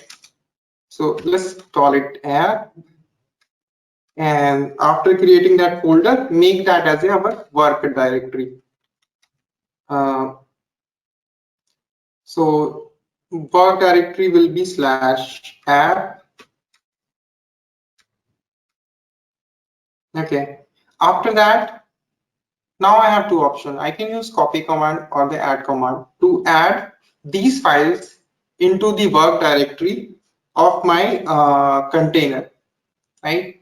So I want to first copy these files. So I can do like I can use add command here, or I can use copy command, both. Copy command we already saw, I think. Let's use this, and then /app and gem file, right?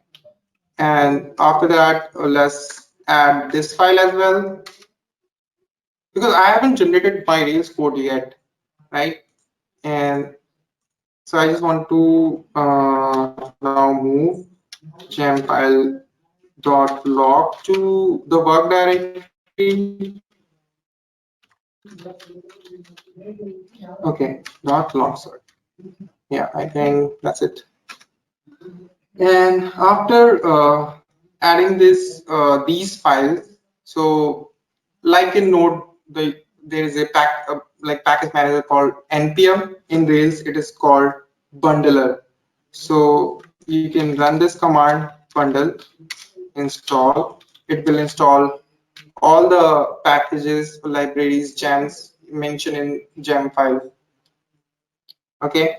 After I have installed the all the libraries dependencies, what I need to do, I need to add my code which is in the current directory, right, to the my work directory, because that code is going to run in the end, right? And I think that's it for now. Let's save it. So I'm doing nothing here. I'm using Ruby base image, so Ruby is already installed. Updating my image, installing some tools which are necessary to run the Rails application, and I'm creating a /app directory, which is on setting up as a work directory. So whenever I'll be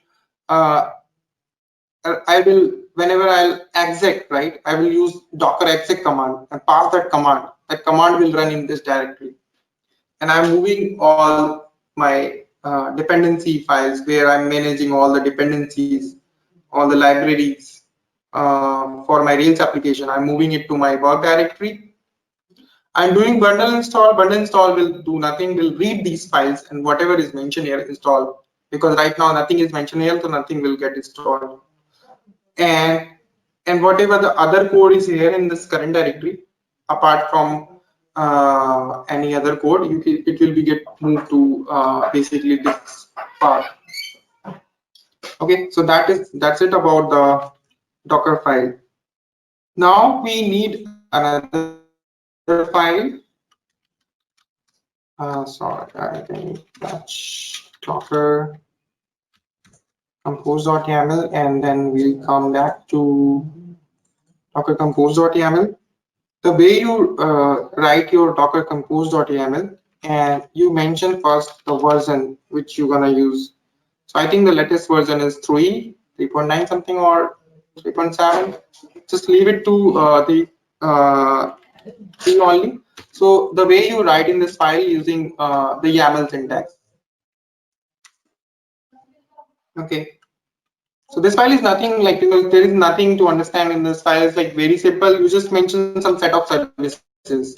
What are services? The component which you're gonna basically use. So like containers. The services are nothing but container.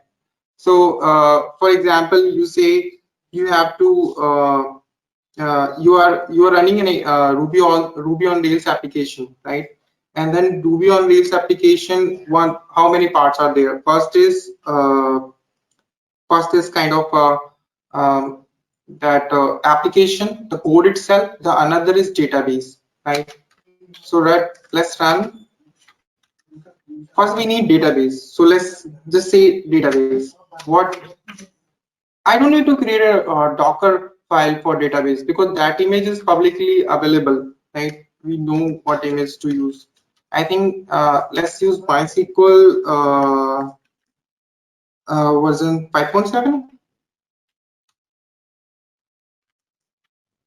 Okay. And what environment you want to provide to your container.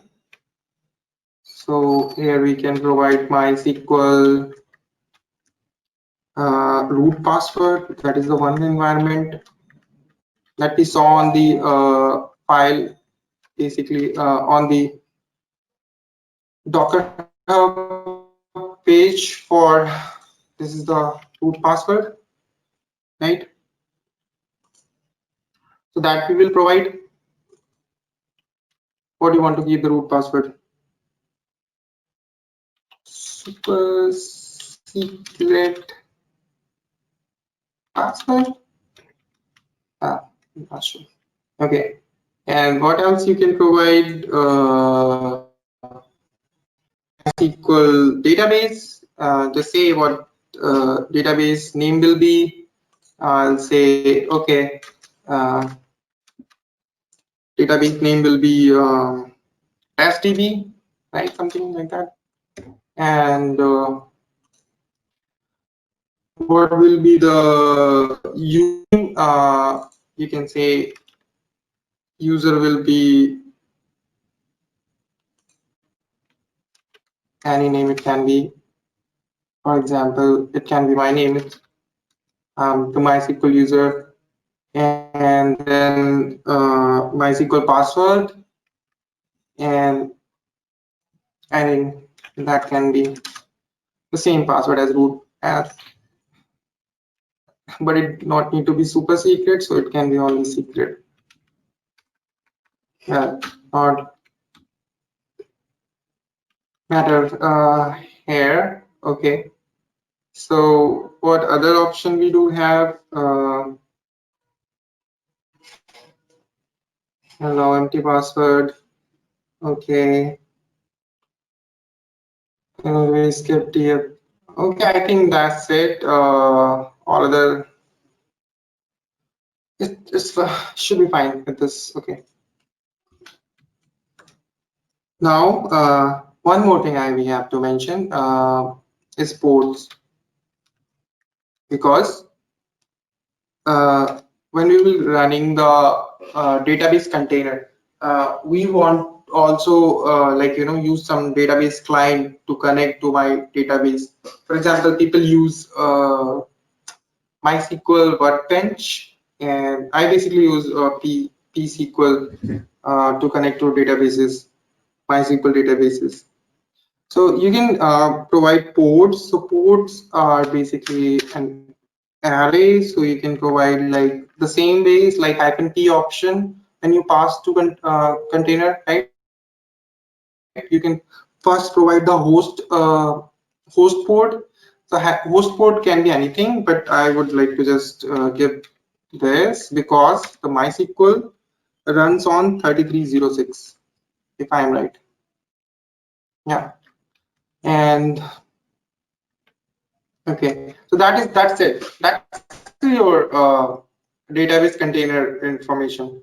So instead of running Docker run command, giving the image name, passing all environment using -e, right? You can just mention all these things here, -p, and then port. You can just mention in here. That is your one service, right? That database. You can create your another service, which can be app or just whatever you want to call it, web app. So Pankaj, can we add a Docker file also inside the Docker Compose, your .yaml file? Yes. Yes, in Okay, that case, when you are not using image, right? Yeah. So there is a build option, right? So instead of image, you will be passing that build command, and then you will be passing the path of Dockerfile. Dockerfile. Okay. Yeah, because this thing is publicly available MySQL, right? So I'm not creating Dockerfile of it because this MySQL has already given me this image, right? But for our app, Yeah, we will be suppose using if we don't Dockerfile. want any Docker file, suppose we have like we need to run in everything by having one in like independent compose file. So that way we can just mention the Docker file path inside our Docker Yes, compose, right? yes, Okay. definitely. Yeah, you can pass your Docker files to this option. So the same way you can pass is just nothing. Is you can use build and the path of your Docker file. Docker file in the same directory. That's it. Right. This is the way you can instead of using. I'm not giving any image option here because for my app there is not image because my app is not some software which is publicly available. I'm going to create this app, right? So I'm going to build this web app container using this Docker file. This is the Docker file I've created, Ruby application. So I'll say build using this Docker file.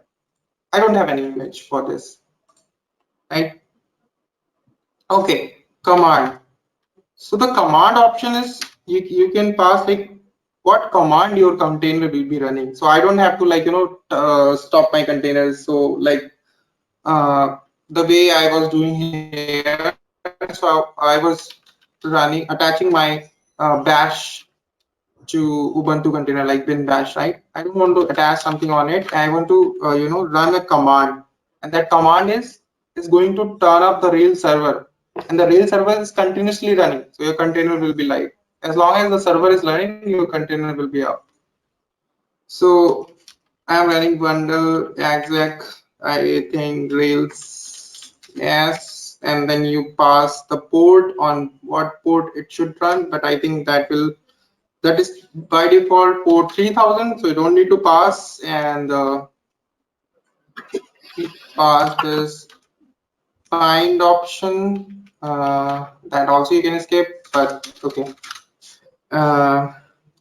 Okay, now the thing is, because I'm not going to write code inside my container, right? I will write code on my host only in here, right? So I need to attach a volume. So whatever I will write in my host, sorry, yeah. So whatever I'll write in my host, it will automatically copy to /app folder inside my container. So I need to attach volume. So I need to tell what volume. Already explained volume, right? This one. And so the volume is also an array. So array you basically mention with this syntax with dash. And so what you want to map? So my current directory, I just want to map it with the /app inside the container. So whatever inside the container is, it will show in that current directory. And if I write any code in my current directory, that code will reflect in inside the basically container. Okay, and so ports, I want to export ports so I can also access the app on my host system, right?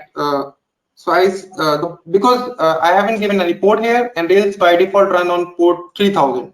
Okay, let's say just run it on 3001 or just say 5000, doesn't matter. So 5000 on my host system and 3000 the Rails is running.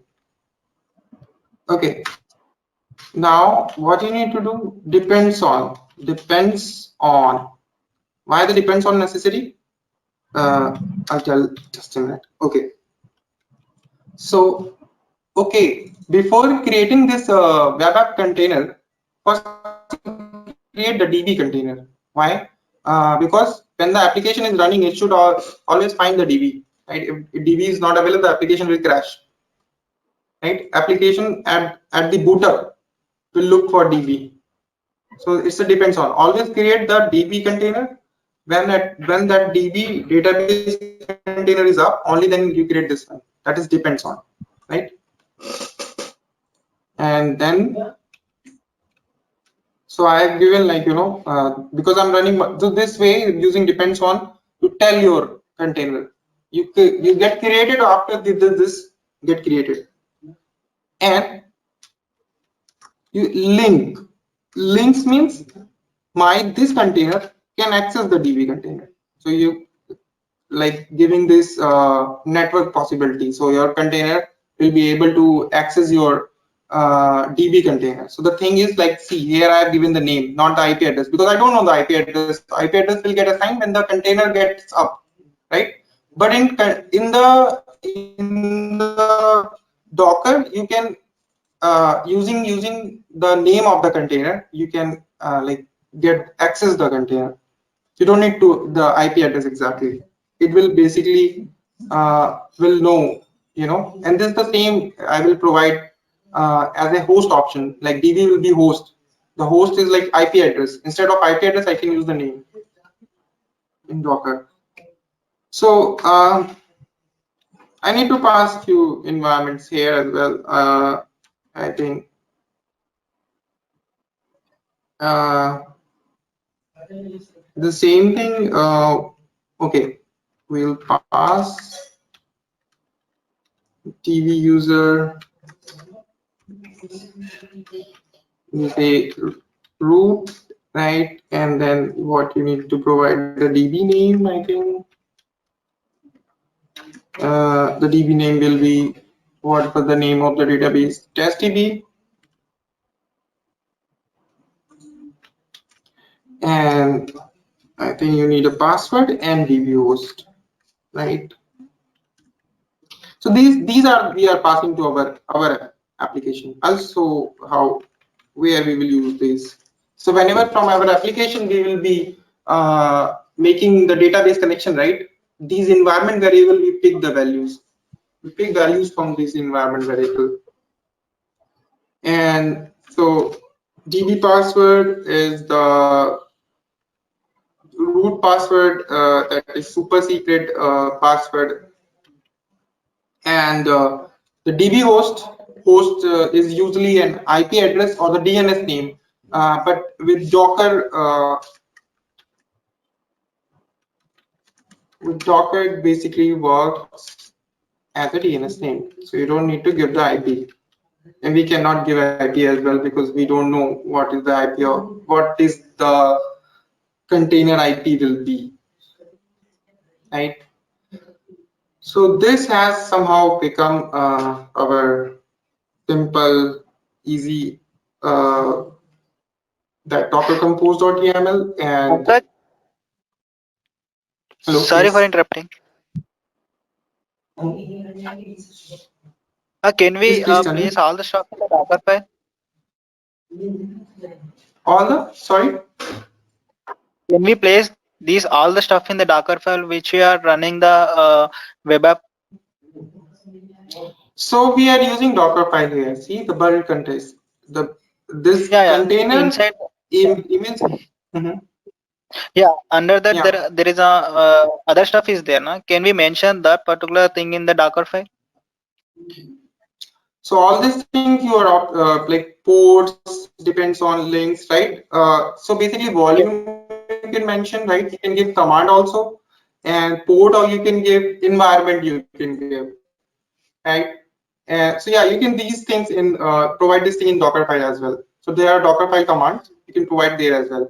Why I'm not providing it, because you can change things from here, right? Tomorrow you want to change on different ports, you can just have to change in here, right? And basically using compose you can control this. So compose is just for controlling your whole setup. So because this thing is not doing like anything special, it's just going to turn up from multiple containers. Because if I don't use this Docker compose, right, what will happen? I have to basically go turn up the DB container first, and then I have to come and turn up the web app container. But this way, I can just using one command, I can turn up the both thing once. Exactly. But yeah, Thank obviously you. you can mention all these things in Dockerfile. Nice. Thank you, Pankaj. Yeah. Yeah. No problem. Okay. So if you see here right now, I have nothing. It's just Dockerfile to create my web application image. And this is my gem file and gem file log. Gem file, I haven't mentioned anything. Just shows where the basically you're pulling your gems. That's it. And I think I have to mention one more. So 1 minute. I think so. I have gem file, Dockerfile, Docker Compose. I think yeah, I have to also mention the Rails gem here. So the Rails is also a library. So you just can mention Rails, and then I can use any specific version using my current version. Okay, I think yeah, that's it. That should be it. So what I'm doing now, if I read my Docker file, what I'm doing, I'm pulling this image, installing all this stuff, creating this directory, and inside that directory, I'm making this directory all as my work directory. So whenever the run command I will be executing, it will execute in this directory. So before executing my this bundle install command, I'm moving all my library file where I'm mentioning all the libraries. The gems are like libraries, right, in Ruby. So you will be basically installing all the libraries and then move all the code here to the app work directory. I Pankaj, think yeah. one question. Can you, This is please. yeah, one is run command and one is work directory, right? Here. One is run command and sorry, I'm getting disturbance. Yes, yes, yes. There is disturbance from other side. Okay.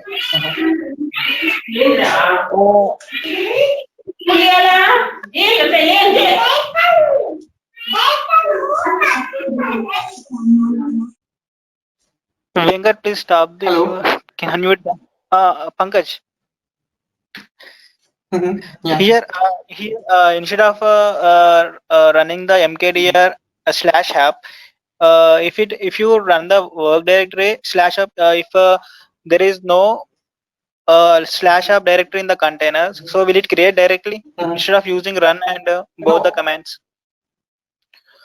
So whenever you are like you're setting up the work directory, that work directory should exist, right? That's why I'm creating, because there is no slash app folder. If I use some folder which is already existing, right? Okay, if Then you it use can take that folder. okay, if you use work direct slash app, will it create if not exist? No, it will not create, I think. Yeah, that's why we have to always create first. Actually, whenever I create Dockerfile, I always create first, and I think that's because yeah, I don't create. That's why. Okay, thank you. Yeah. Okay. Any other question regarding the Dockerfile? No. Okay. So so the thing is, like, let me once again clear this thing. So I'll be downloading this Ruby image, installing some tools to run a Rails application, creating a directory, making that directory as my work directory, using this, moving all my like package management file to my work directory, installing that package, and then moving all the code to here. So that is the minimum thing I need as a one Docker file to create my web app container.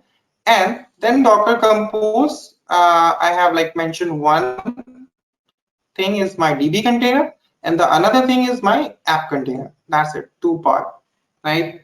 Now let's generate some template in Rails. So how do you do that? Docker Compose, does Docker Compose always starts with the version whenever we are creating a Docker Compose file? Yes, so Docker Compose starts with the version. So this is the version. So I think the current version is 3.9 or 3.7. Not sure. That's why I just given 3.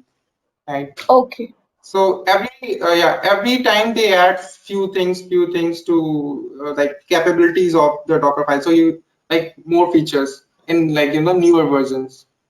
And so for whatever we are going to use here, we can use version 2.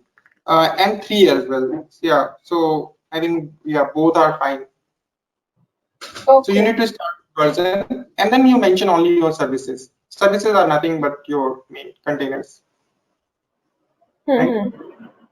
Yeah. Just think about that Docker run command you have written in this format, nothing else. It's just you have to run those command separately.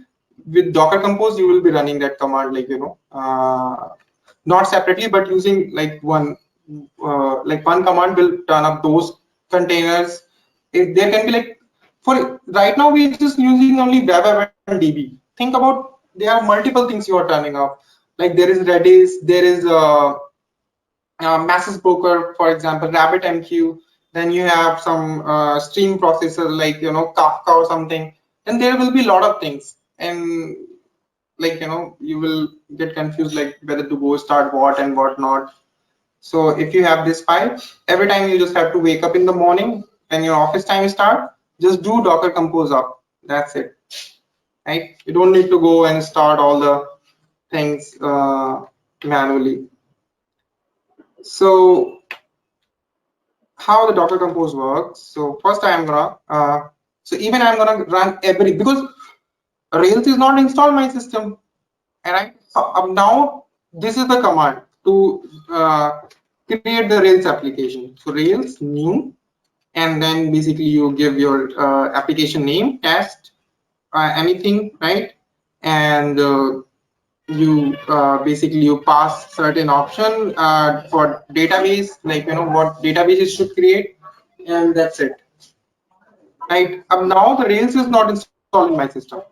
So what I'll do, I'll use my container, the web container, to create uh, the to run the Rails command and create the Rails application. So I'm using Docker Compose run. Run what? Right? Which container? Right? So if I come here, so I need to run my web app container. Okay. So I'll say okay, web app, run this container. Okay, run this container. What command I need to run? So I'll say Rails new. Okay, generate the Rails new, but I don't want to give the name of it because name already is the Docker demo. So I'll say generate all the files in the current directory, right? Don't ask me anything if I miss something, and then use the database MySQL, right? I think that should be sufficient. Database MySQL and generate in the same directory. Okay, let's run this. Let's see what happens. Okay, so it's building my image. You see, it's running right now. Apt-get update and installing. I think I missed something. Okay, yeah. So this was destined to fail because I missed one thing, and that is Your spelling was wrong, database. Yes, yes. No, that is Spelling wrong. okay, and that I missed this one as well. Okay, I have two mistakes, right? So database. Okay, I'm missing the. Okay, right. Everything is perfect now. Docker Compose run web app Rails new dot post database equal to MySQL. Okay, that's fine. That looks okay. And also the build apt-get install is added. Okay, it's gonna again fail because I'm not added by. Okay, now it should be perfect. So you should not ask me any input. App. Okay, that's great now. So it will update.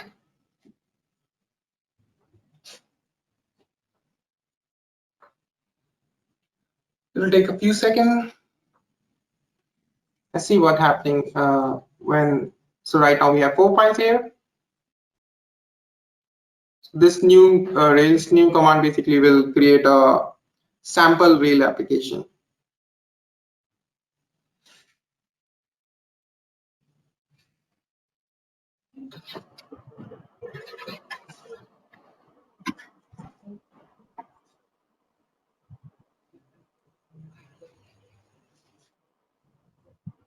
When instruction non-zero code. Okay, sorry, I think I am missing build option here, so I can say I can skip the bundle.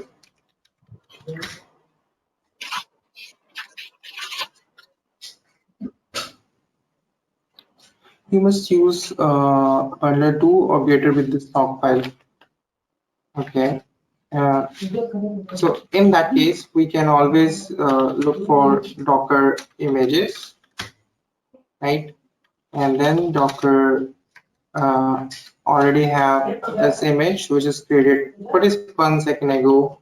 Let's go into run this image with bin bash. I don't want to pass any. Okay, so what is the problem if I run the bundle install? Use bundle 2 or greater with this log file cat gem file dot log. Yes, so what's the problem? Okay, the gem file okay, the gem file basically okay is getting created. 1 minute. I don't need to. I have this gem file dot log. It is YAML file, right? Not YML. Sorry, what do you think? The file that you are using. This is Yeah, yeah. it's a YAML. So you can write YAML in 2 ways. So you can write YAML. Okay. Yeah. So you So can can we use JSON as well? JSON file as well? No, JSON is a different representation, right? So YAML is a different language. For example, HTML file you can write HTML and STM as well, right? The same way you can write YAML or YAML. That's both works. Okay. Right. So that's related to something because I messed older version with this. That's why it's happening. Now I need to delete this thing. And 1 minute. Docker RMI. I need to delete this image because I told you about like something about Docker caching, right? So that it caches something, like if it is done successfully. So I need to first kill the container which is using this image. So okay, I think bundle apt-get, these 4 are there. These are the container IDs. Yes, pick up those IDs.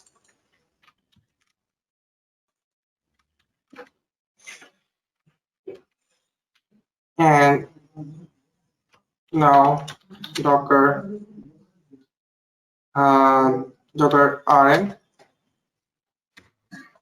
So you've deleted those containers. Now if you do the images, now you can delete this thing. Okay, Docker images, there is nothing of the sort. Okay, now what we can do, we can run our Docker compose command and run it with the skipping bundle.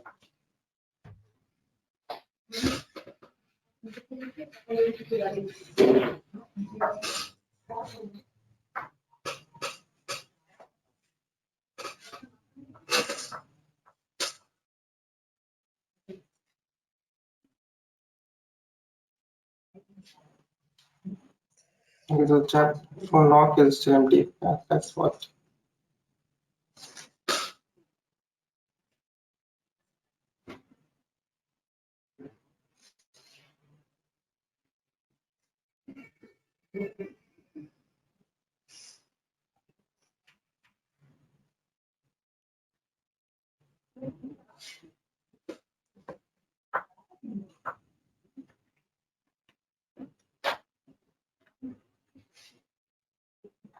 So what happened actually, I ran it like 2-3 times, right? So when you run the bundle install, your gemfile.log is right now empty, right?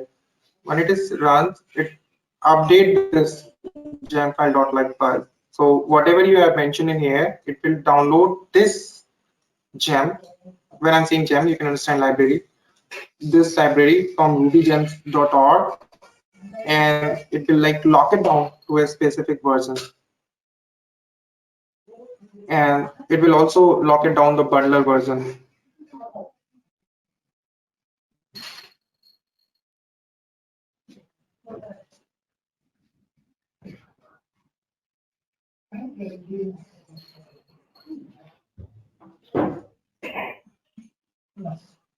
So okay,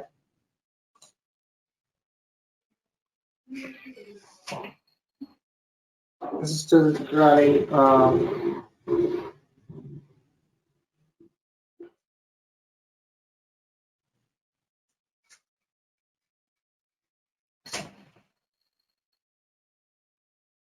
And it will turn in like around 30 to 40 seconds, and then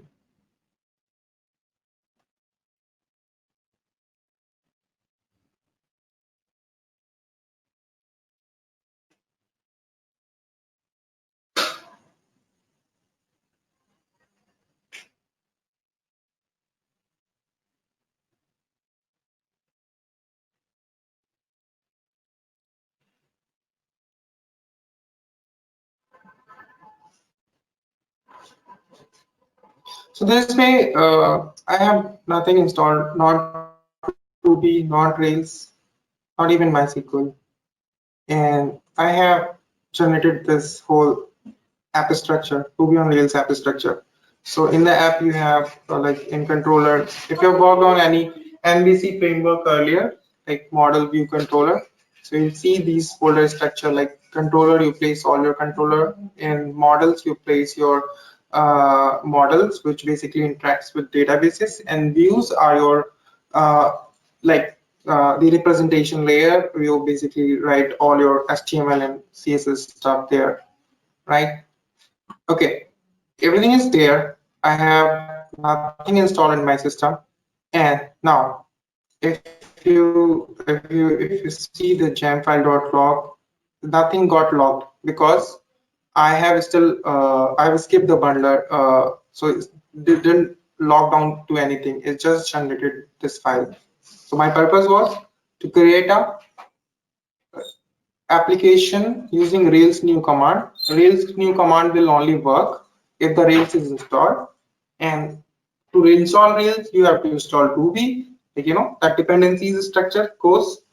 uh, but now, right now I don't need to install anything. That's it. My new computer, company has given me new computer and it's working for me. All right, so when everything is working for you, so what should be the next step? So right now I have generated the code, right? Means I have the structure, everything is up. Okay, cool. So if you remember what I was passing, these variables, because see, these variable, I need to use this variable into my application. Why I need to use this variable in my application? Because I want my application to make connection with the database, this database, MySQL database, right? And these variable are actually value of these variables we pass to MySQL, and let's use it. So in Rails application, inside the config folder, there is a database.yml application, right? If you see that option here, so these are the configuration, connection configuration. So this is the way you basically make connection using using these configuration to the database running. Right now I need to provide all the database info in here, like username, password, what is the host, because data is not running anymore on the local host. Local host is on like host system, but data is running inside a container, right? So what I'll do, I'll just remove all these things, because these with the option you pass here, which basically override the option you are passing here, right? So I'll just anyway, I'll be running only development environment. So, okay, that's it. And I think what all option I need to provide here is the username, password, host, and the database name as well. So let's say database. So the way you can, like, in YAML file in Ruby, you can use this ERB syntax like this, and this will get evaluated and the actual value will get printed. So this is the syntax you can write inside this Ruby code. So all this is Ruby code I'm going to put here. And that Ruby code is nothing big. No need to, like, yeah, I'm going to write some code. I'm just going to print the values of those variable which I'm passing to it here. So the DB host or the database name is DB name, right? So the database is database. Sorry, let me just copy this to all also.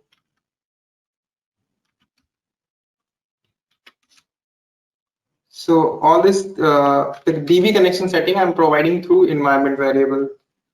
And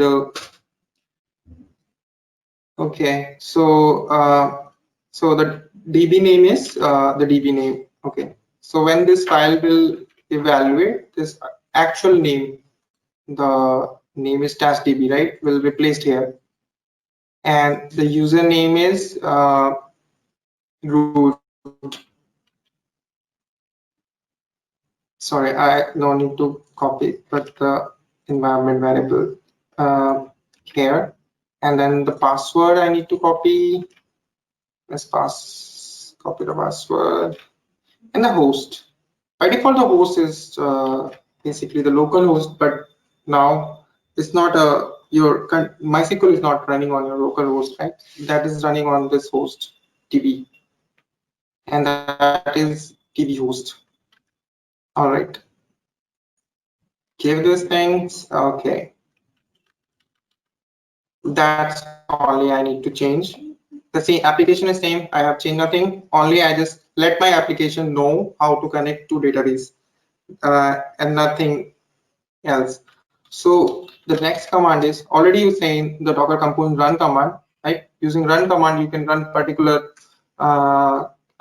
container and run some command into that container. But the another command is the build command. Build command, what it's going to do, it's just going to build your images. So for example, if you are using Dockerfile, it's going to build image using that Dockerfile. If you are not using Dockerfile, it's going to pull the image from Docker Hub. So in case of MySQL, we are pulling image from Docker Hub, and for Rails, we are like building using Dockerfile.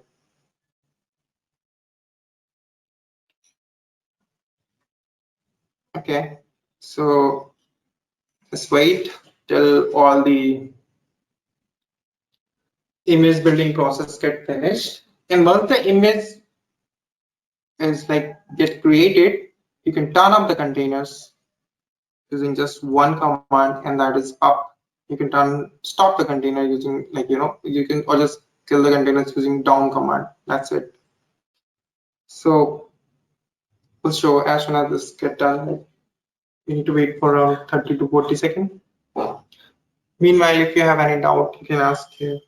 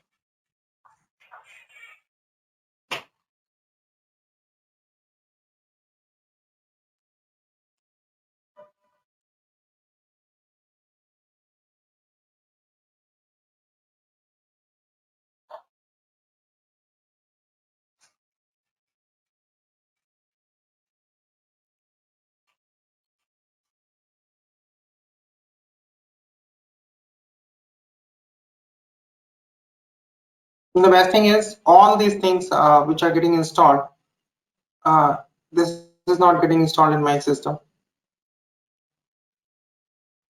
My system is still fresh.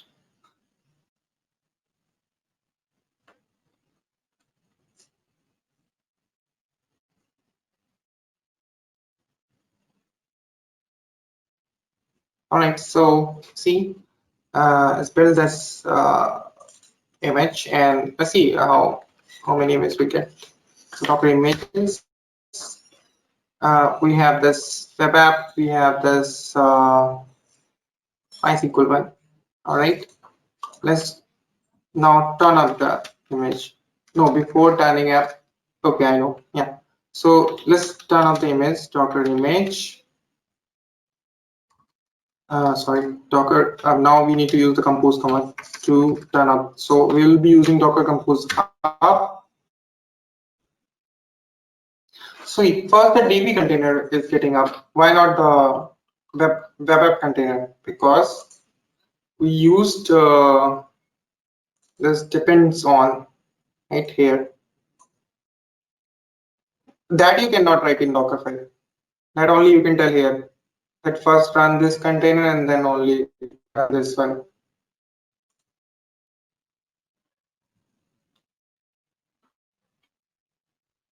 Alright, so where I expose my app, 3,000, 5,000. Okay. So if I copy this thing, I'll do this localhost 5,000.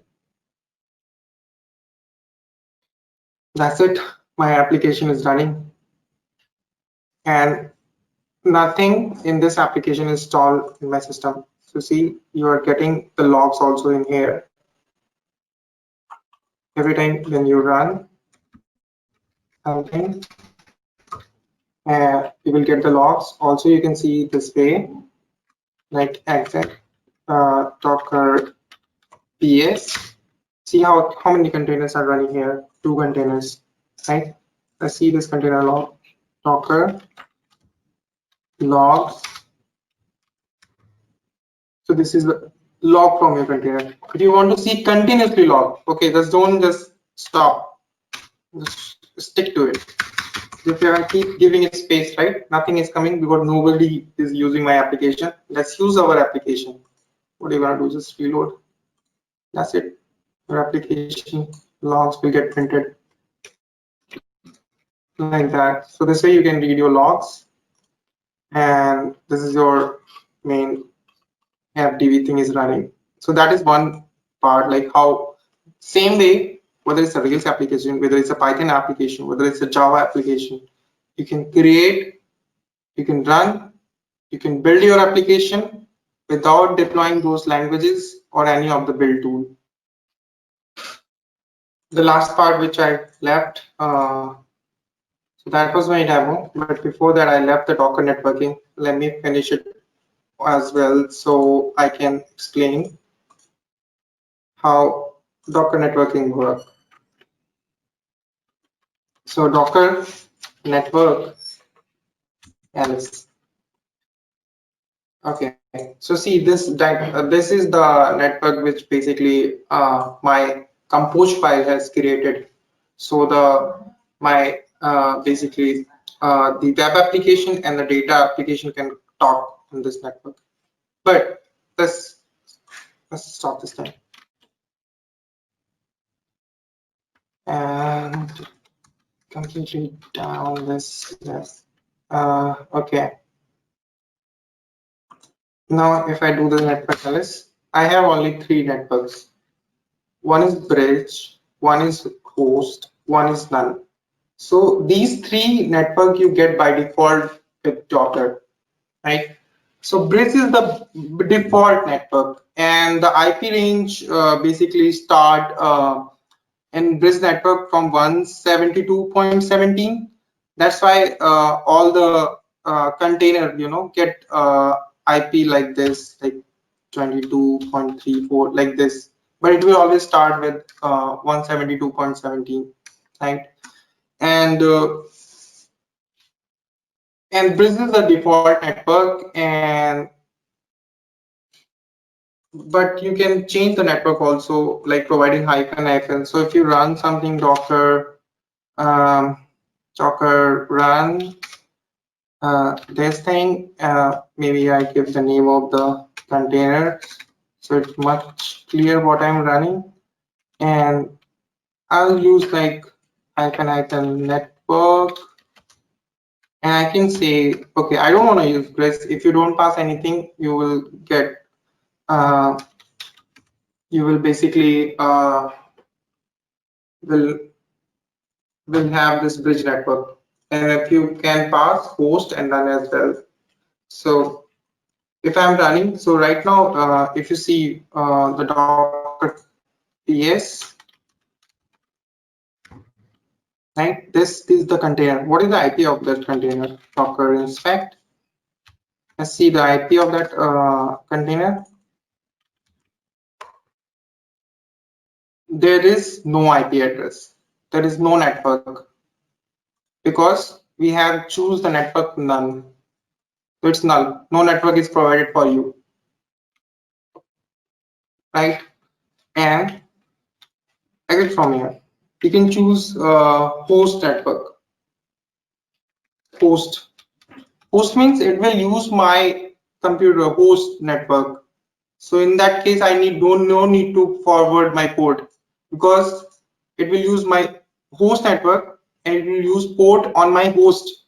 So I just can, whatever the service is using, right? Service is running on port 5000, right? I can just simply run 5000, because it is using my host network. I don't need to forward it. You can create your own network, those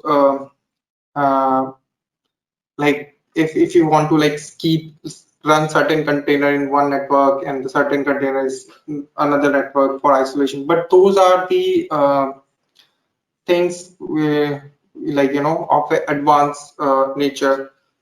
Usually you will be working with this thing normally, so these are the basic commands, and if you are like a developer, so even for like most of the DevOps, these are the basic things you will be using in your day-to-day life. And the container orchestration tools like Kubernetes and ECS, those tools basically use Docker as a container runtime, and you just need to create the image and provide the image to it, to your Kubernetes orchestration or maybe ECS orchestration to run that image inside that. But from Docker side, yeah, I think this would pretty much do your and cover your daily things. After this, I think, yeah, that's it for today's demo. And